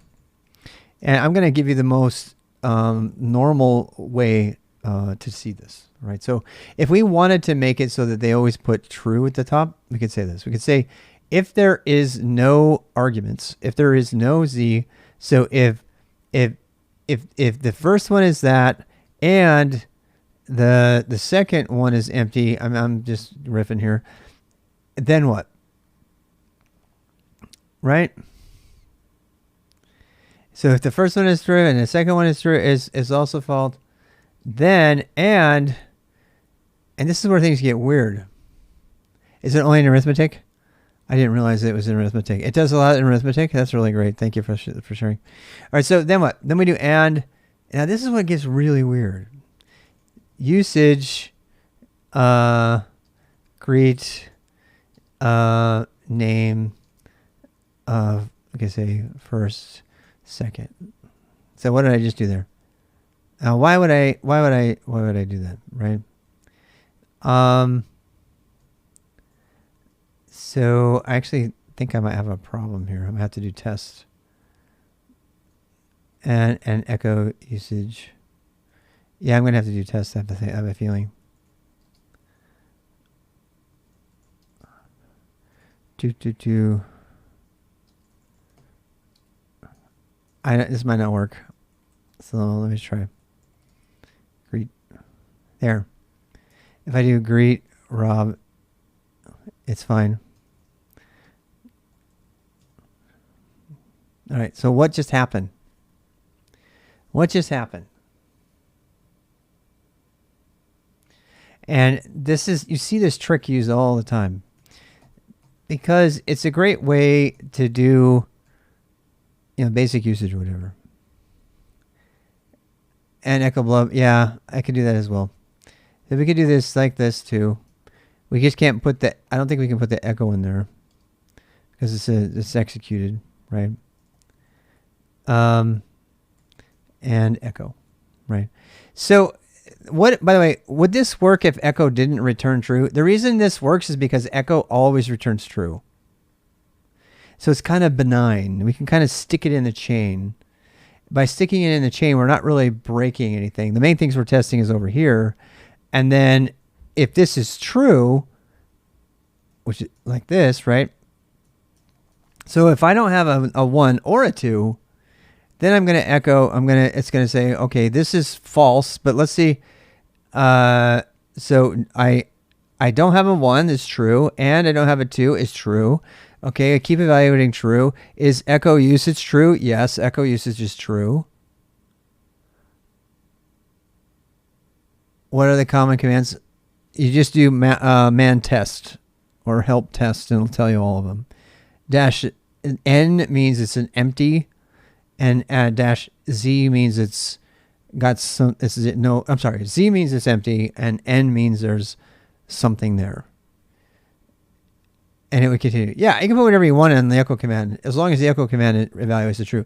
Now, this is where people get burned all the time. They'll put something in their thing that can be either true or false. Oh yeah, you can echo whatever. Z equals 0, N equals non-zero. Thank you. Yeah, so, you could put whatever you wanted in here. And, people will use this thing here, though, and they will screw something up. They'll put something in here that doesn't return a 0 or does not guarantee to always return 0, and therefore could be true or false. Message return 1. Yeah, I guess you could do that. Yeah, if you want to do a subshell for that, you could put it like this. and then force it to return 1 or something, right? But at that point, it's like, look, as soon as you're past a full line, if your line is more than 80 characters at that point, it's probably time to break it up. By the way, how would I write this? How would I write this in longhand? Okay. How would I write this in longhand? I would write if, dash z $1 dash z $2. Some people will combine them together and do 1 dash z because they just want to be lazy. In this case, you could do that. Why? Because you really just want to know if it's there or not. You don't care. You could get away with that in this case. Why? You see even weirder stuff where they'll put like an X with it to check it instead of quotes, which is really stupid. Don't do that. Don't do that. I see that all the time. People think they're being cute. It's horrible. All right. So, this looks really weird. People are like, I don't know. What are they doing there? So that means that there's literally nothing in either of those values. Then phi echo. I'll go grab this. I guess I'm too lazy. And you can go ahead and do your echo. And your return 1 is just the next thing. So you don't need the and there anymore. Right? That's just, you just want to return early. No, this is going to confuse you. All this does is combine the letter characters from 1 with the letter characters of 2. And if the total combination of those two things together is blank, that means nothing was entered into either of them. It's functionally equivalent to that. Exactly equivalent to that. It's just one command. And yeah, because we're throwing it away, right? We don't care. Again, it's more safe than checking for the number of arguments because those arguments might be blank. So we get this. Now, I think this is how you should write it, right? Do I use short circuit logic? Hell yeah. When I usually use short circuit logic, usually from the command line. But I think it's important that you understand it so that you can do it. A new string for check for zero link. Yeah, exactly. I am kind of doing that though. How would you do it, Patroclus? Do you have a better way? Checking for not over 2 args. You can't, if you check for the number of arguments, you can't be sure those arguments are full. We already proved that, right? So, we can actually do this. I think that it's just safer. I mean, all you're looking for is that there's something in there. If over 2, then usage, yeah. If there's over 2, yeah. So you could do that. You could say if arg2 or, and that would be an or, right? And that would be an or. We would say or the count is greater than 2. Let's check that and make sure that works.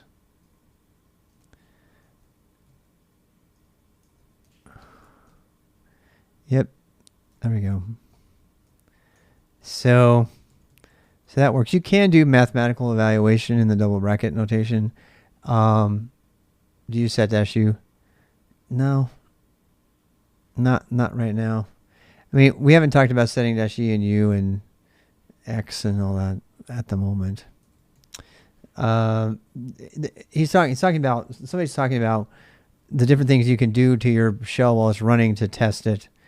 And that might be a good thing to talk about before we abandon this part of shell scripting.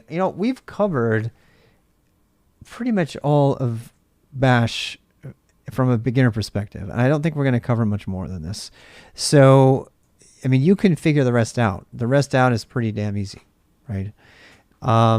There is something to do with the switch statement. We are not going to cover the switch statement now. we will cover this switch statement when we cover it in Go, which has a phenomenal switch statement. The best one I've ever seen. It's so amazing. And when we do that, when we cover switch in Go, we will cover switch in Bash, and we'll add it to Bash. And so we have Bash and Go together. The switch statement, by the way, I mean, let's cover it. I guess we can cover it minimally. The problem with the switch statement is that it introduces regular expressions again, and they're a particularly different flavor of regular expression, but you can do them when you expand unset variables. Oh, -u is the unset variable one? Yeah. Yeah, I've never set that. I don't set that. I probably should. I never have.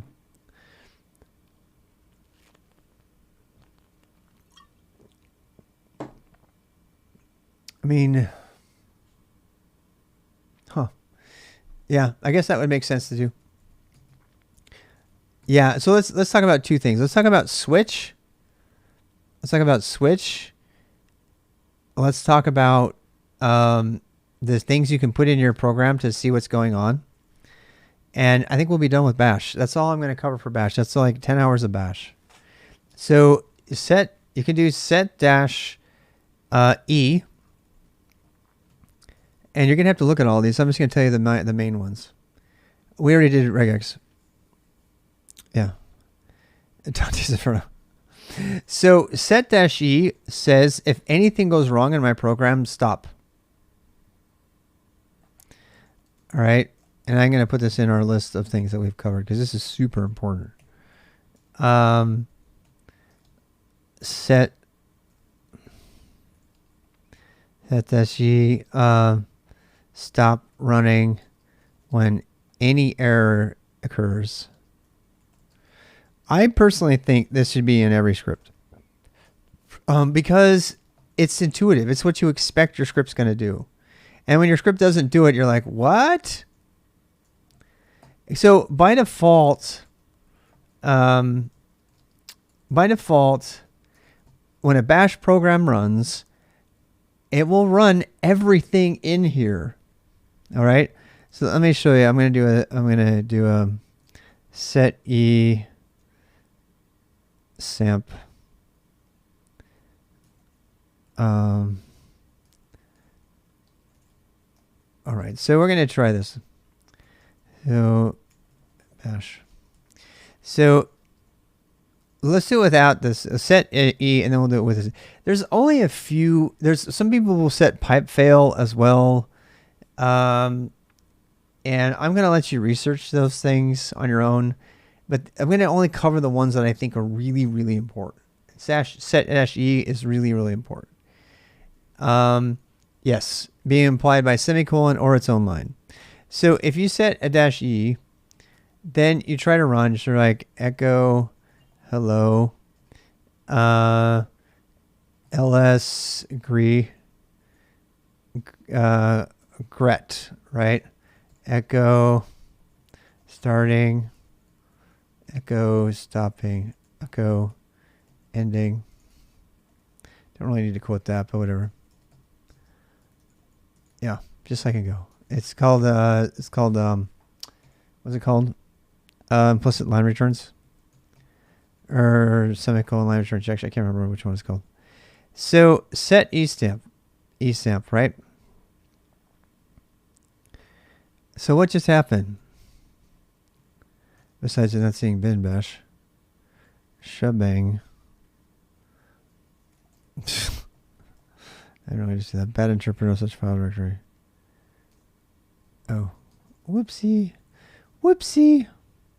Starting and it can't get, and it never got to the last one, right? That's what you would expect to happen. So this is what you would expect to happen, my friends, right? You would expect it if it can't operate, if it can't do its thing, to keep going, right? When you have set dash E on, you have to implicitly, this is where the logic comes in, you have to implicitly say or true. So if this doesn't exist, then go ahead and make it true and keep going. And you'll see this. You'll see this in shell scripts all the time. It makes no sense.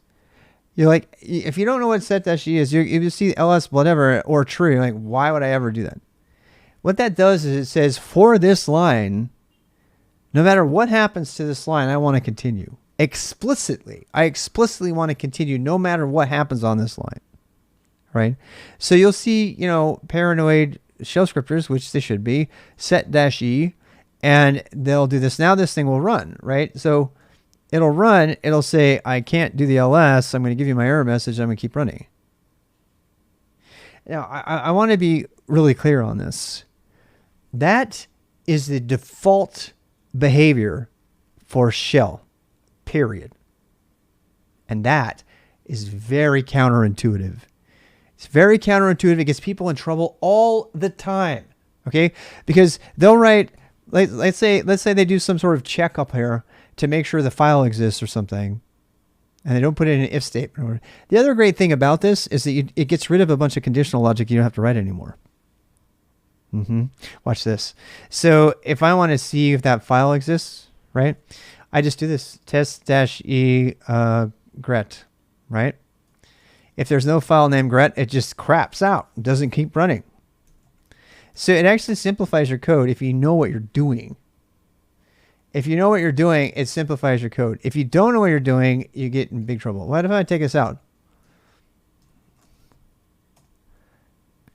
Right?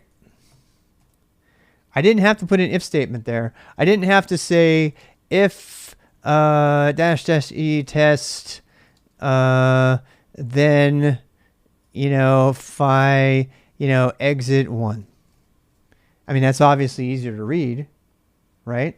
That's easier to read. You'll see, this is what you'll usually see. You'll see somebody take all the time to write that out, right? Starting, ending. If was it X or not? We can use not with them. So now it doesn't do this thing, right? It just goes as it exits, blah, blah, blah. Right. Another way, how would we do this with short circuit? If we wanted to do this with short circuit, you could do this. You could say, if there's not one, then and exit 1. And say, you can even put your own usage statement here. You could say, sorry, no gret found. Right? You see this all the time in code too, right? But all you really have to do is set dash E, and then you just do this. Done. And it won't run. Now you won't know why it didn't run, and so people will usually add this during debugging. Make sure you take that out after you're debugging, by the way. So what does X do? So X says, okay, tell me everything it's doing. So it will actually show you every step along the way of what it's doing. And you can go in there and add that. Gov Package Manager. Yeah. Doesn't need one, but it has one.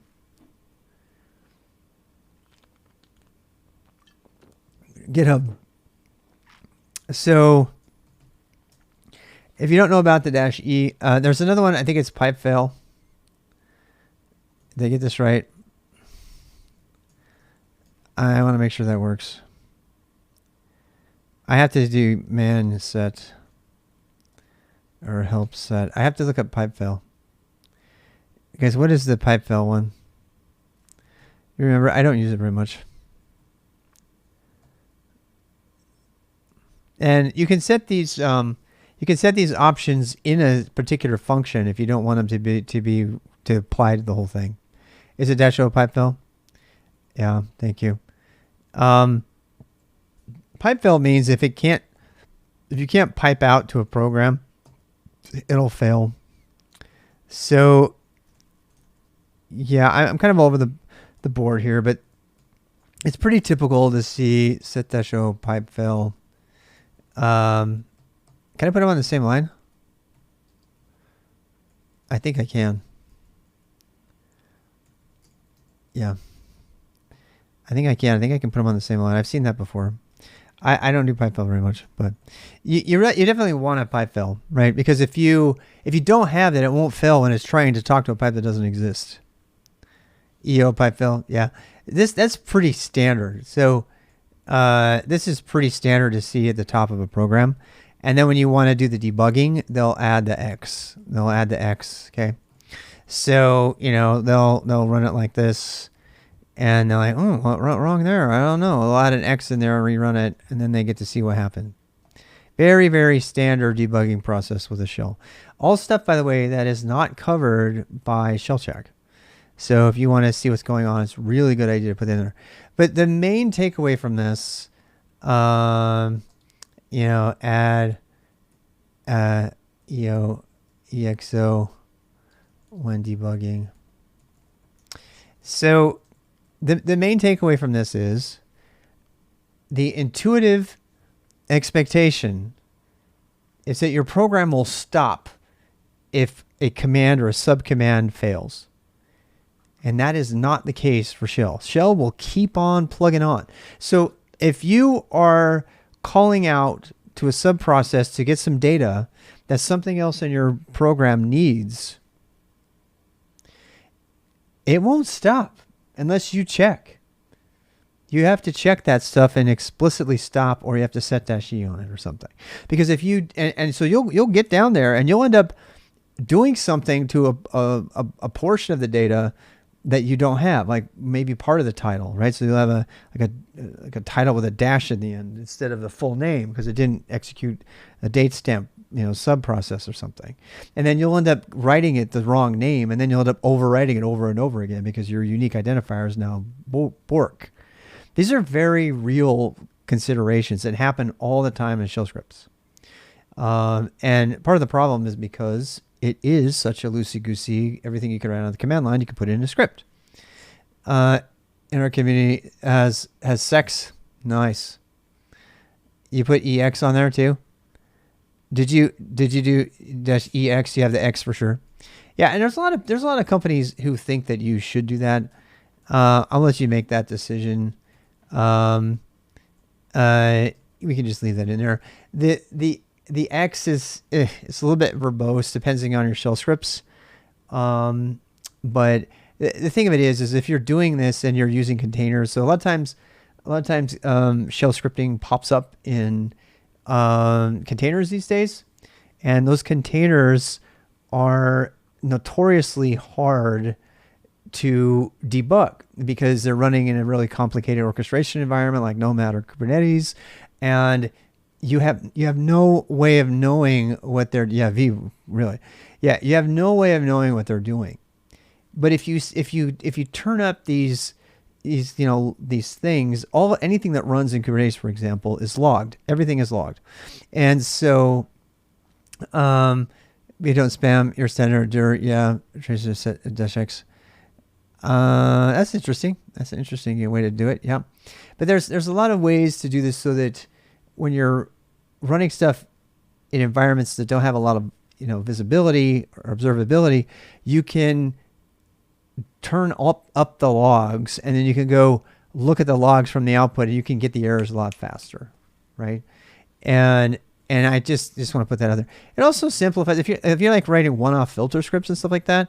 It really gives you a great way to just shut everything down. So you could just write some tests for files up at the top, and just have them be one line at a time. And then you just know that it's top-down logic. And then if any one of those things fails, it doesn't get to the bottom stuff. And you can write scripts really quickly that way when you're just making like little things for VI or just little checks for yourself, things like that.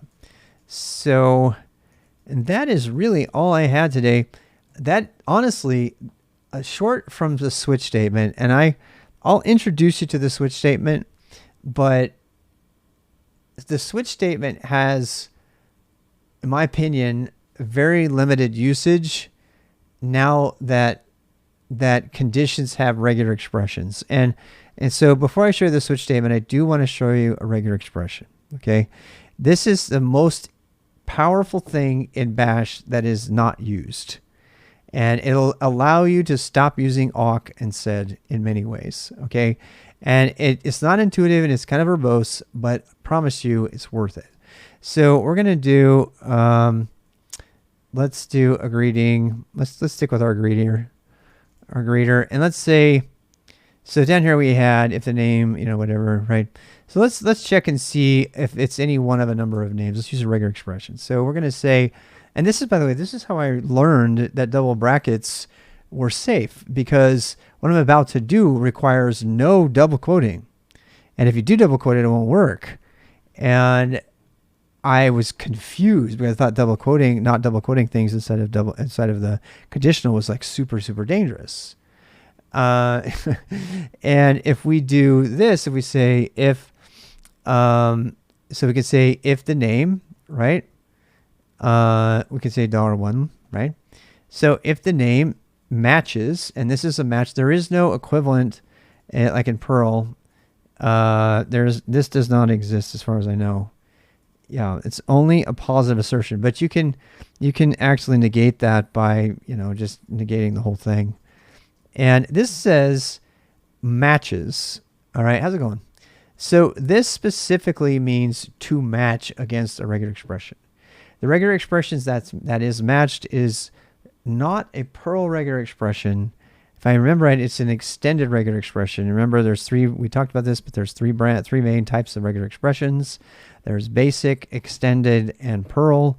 Perl are by far the most powerful because they're in the PCRE library, which every other language includes these days. But so we already covered regular expressions, so I'm not going to go through it right now. But let's say we wanted to say, is this name Rob? So you could do it longhand to check for a bunch of names. But let's see if it's Rob or Robert or Robbie or something like that, right? So we're going to check the beginning. So that's the beginning. And we're going to say Rob, right? So we'll say Rob. And actually, let's force it to be lowercase so that we make sure we get a nice match. So we say, I want it to be all lowercase. If that begins with Rob, it's available by default on Bash. This is why you don't need awk or sed for most things, because it's there. And it has regions and everything. So then, phi, right?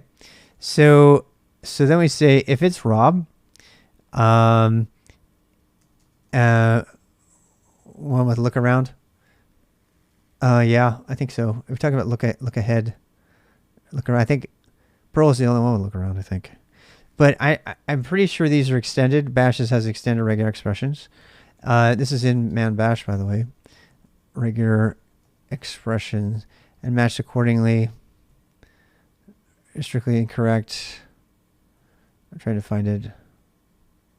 So, actually, if we search for the operator, we should probably find it.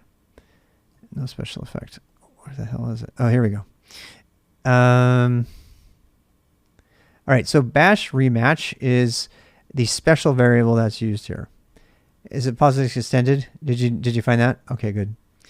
And I hate that the different versions of regex are out there, but they are. grep sometimes uses extended. Ed uses basic, and VI uses basic. Usually it becomes a problem when you're escaping things, and like whether or not regions are a thing. So here we're matching Rob. So anything that matches Rob, then we're good to go, right? So anything that begins with ROB, and because this forces it to lowercase, it'll work, right?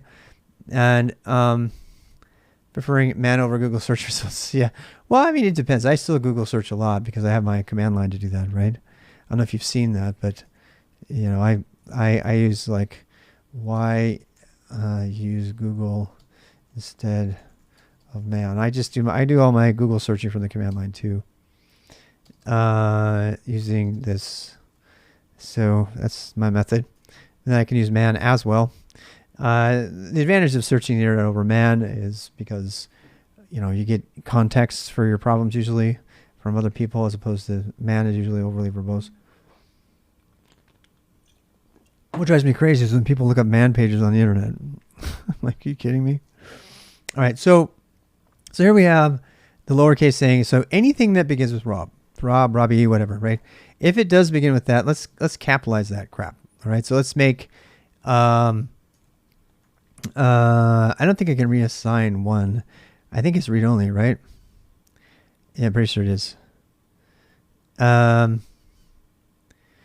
So actually, no, let's do a name. We'll say name. I mean, you know, so if it's that, then let's capitalize the name. So let's say name equals, well, I don't know why, I'll just make it all caps. All right, so all caps. Well, I'll capsify a name if it's Rob or any form of it. Manual and tutorial, yeah. So if we run it, now it's greet, right? Greet for a second. Okay, so we need Rob. It's like, hi, Rob, 2022. If I do Robbie, it does it. If I do Robert, it does it, right? Now, if I wanted to make it first and last name, to make, I don't know, let's say we want to make sure that it's actually me, right? So we want the first word to be that. Let's say it could have Rob, and then it could be, well, I mean, we already split out $2, so that doesn't really work. Oddly enough, are they really? I don't know. We'll see. I mean, the ones that don't do POSIX, I mean, the ones that don't do Unicode are the problems. Perl does Unicode. \P. So this is just a regular expression. What I'm trying to show you here is that if you want to match a space here, you have to put a \\ in front of it. All right. So let's say you wanted to take everything after, you just wanted to do this part. All right. But not the rest. And then, but you wanted to have the whole thing. All right. So we would say something that's not a space, right? So you can't use \s. That's a Perl thing. So we do a space like that. We have to do it like that because it's in this kind of area. And now, yeah, we're going to do a plus there. So this says, we've done regex before, but this says match anything that begins with Rob. This means starts with, this means ROB, and that makes it a group. And then it says, and then followed by anything that is not a space. You can't use / because that matches spaces. And we don't want to match space. In this case, I mean, you could do that, but in this case it would match space, and I want to be more precise. I want to make sure it's a word character. So this says not a space plus, like one, or actually it's optional. It needs to be optional. Instead of plus, we'll use star, which means 0 or more, and plus means 1 or more. Why the group on Rob? Just to illustrate. Okay. So, but because what I want to show you here is, I mean, let's make sure this still works. I didn't break anything. All right. So there we go. And, what we can do now is we can say, I want to take the first part. This is where it gets very interesting. So, I mean, before all this stuff, let's just do some debugging. Okay. Let's do some debugging. So we're going to say echo, bash rematch, big old long thing you'll never forget, right? So this we could say, everything that matched. So that, if you know regex, 0 always is the entire thing without grouping. Every single thing that it gobbled up when it matched. All right, so that's the first thing. And I have a mistake in there somewhere. Oh, there we go. And these are arrays. We didn't talk about arrays and variables at all. We need to talk about that. All right, so let's talk about arrays real fast. I know we're like all over the board today, I feel like, but I really don't want to do bash again. So arrays, okay. So arrays are single parentheses normally. All right, and you can refer to them by 0, 1, 2, 3, 4, whatever.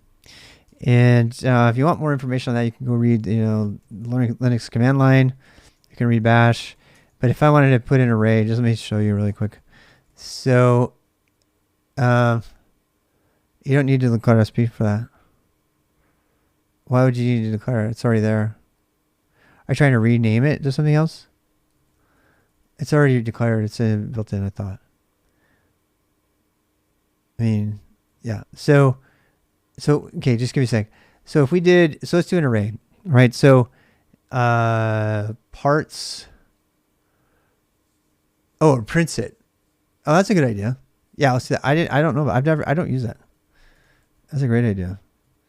That's a great idea. Thank you for that. -p bash rematch. That's probably much better. Let's try it. So there we go. Wow, that's awesome. All right, so yeah, because you can use declare -a for the function too. I pulled that stuff out on my command line completion stuff. I don't know why I've been doing it. That's fantastic. Thank you for that tip. So declare -a will show you what's in it and how to define it, right? And you can define it this way, this long and messy way. But what I wanted to show you is that 0 is everything that matched, and 1 is the first parenthesis block group, right? And let's do arrays one more time really quick. So if I do parts and I say 1, 2, 3, then I can echo parts 0, and we get 1 parts. Did I do that right? No, I didn't. Dummy. Parts 0 is 1, parts 2, 3, right? I can also do this. I can say 4. We haven't done for loops. Damn. Okay, we got to do bash next week. I thought we have to do 4 in while. Oh my gosh. 3 weeks of bash. Ugh. Well, so much. I thought we were going to get done with it in 1 week. Nope. We have to do recursion. We have to do recursion. That's like the biggest thing of all. And then I'll go reread the bash man page to make sure I didn't miss anything else. Is a script? Agreed is a script, yeah. We don't ever put syntax. We don't ever put suffixes in scripts because we're not dumb. Like the authors of Mr. Robot who put fsaucy.py, which they would never, ever use. They would never put extensions on that because they're not dumb. The only people who do that is Windows people. All right, so what I was trying to show you is that you can take one of the data types. There's 2 compound data types. One of them is arrays. It's an array. It means it has lots of things in them. It's like a list. And the other one is a key equals value pair. Key value pair combinations, also known as an associative array. And these are 2 very classic sort of compound data types that combine other types. Unfortunately, associative arrays are not able to be compounded with other types. You can't mix types, but it's still really good. So let me show you an example of that. Okay, so we could say channels, we say streamers equals, and this actually has to be declared. So if we're going to do the last one, associative arrays, I'm like busting out associative arrays at the last minute. Probably a bad idea. But arrays, and we're going to do associative. If we're going to do arrays properly, are we going to do like referencing, dereferencing and everything? So yeah, I don't think we are. But so you declare this is the thing about, and it only works in Bash 4.0 plus. But if you have declare -a, you can have streamers equals, right? And you can actually have a lot. You can have them combined. See ya. We're supposed to be ending here soon anyway. So it's 5:15. Let's do, you know what? Let's do arrays and associative arrays next week because I want to hit them. I want to hit them hard. We really need to talk about those because those really, really make your life good. And we were just talking about the extra errors with the few minutes that I had left, but I just kept going. So let's do that. Let's land here and next week. So let's make a week 12. So so for week 12, we don't want to forget. I don't necessarily want to put it here. So we'll put it in here, I guess. For next week, we're going to cover recursion, loops and recursion, loops, repeats, recursion. We're going to cover compound data types.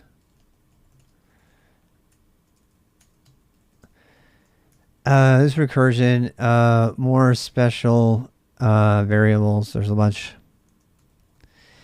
And we should probably do, we already did the debugging.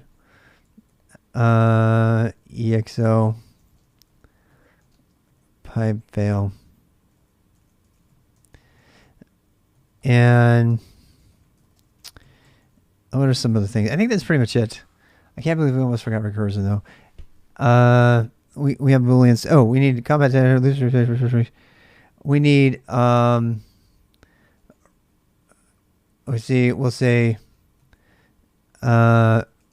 read and IFS, and I think that pretty much covered it. So we'll go take a look. So I'm going to call it for today. Thank you for being here. I know people kind of dwindling off, falling asleep and everything, but I try to keep it down to 4 hours, so I'm going to stay true to my word. And we'll come back. I guess we're going to have another 5th week of Bash, which just makes me think the Go is going to take us all the way into December. So that's fine with me. It's still fun. I still think we need to write some projects in this, but yeah, it's been really great. Let's actually go raid somebody, and then I will be back on a little bit later. We will be coming back on let me show you the calendar again, which you can get at any time by doing this. It's also on my About page. The calendar has some AMA. The AMA every day at 7. I'm being really good about doing AMA. We will be prioritizing boost questions today. If you have questions, you want to try this stuff for the next hour or two or something, and then come back and hit me with a bunch of questions, that's the time to do it. All of these phone sections on the calendar are going to be time that I am at my computer focused on answering questions, and these sessions will be recorded and posted to YouTube. The SKILSTAK Beginner Boost is the only thing guaranteed to be posted to YouTube besides these times, and this is a new thing I'm trying to do. And then relaxation and gaming and all that stuff, which I may actually end up doing a little bit right now, is never guaranteed to be anything. So just to let you know. But if you do have questions, come on, hit me with that.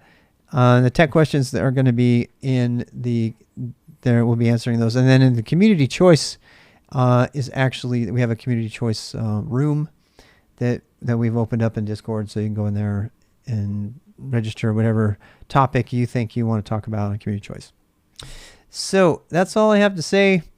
Let's go see who we can raid.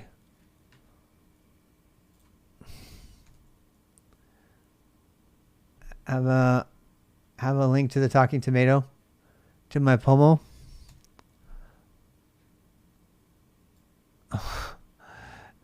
My Pomo is in my Zet.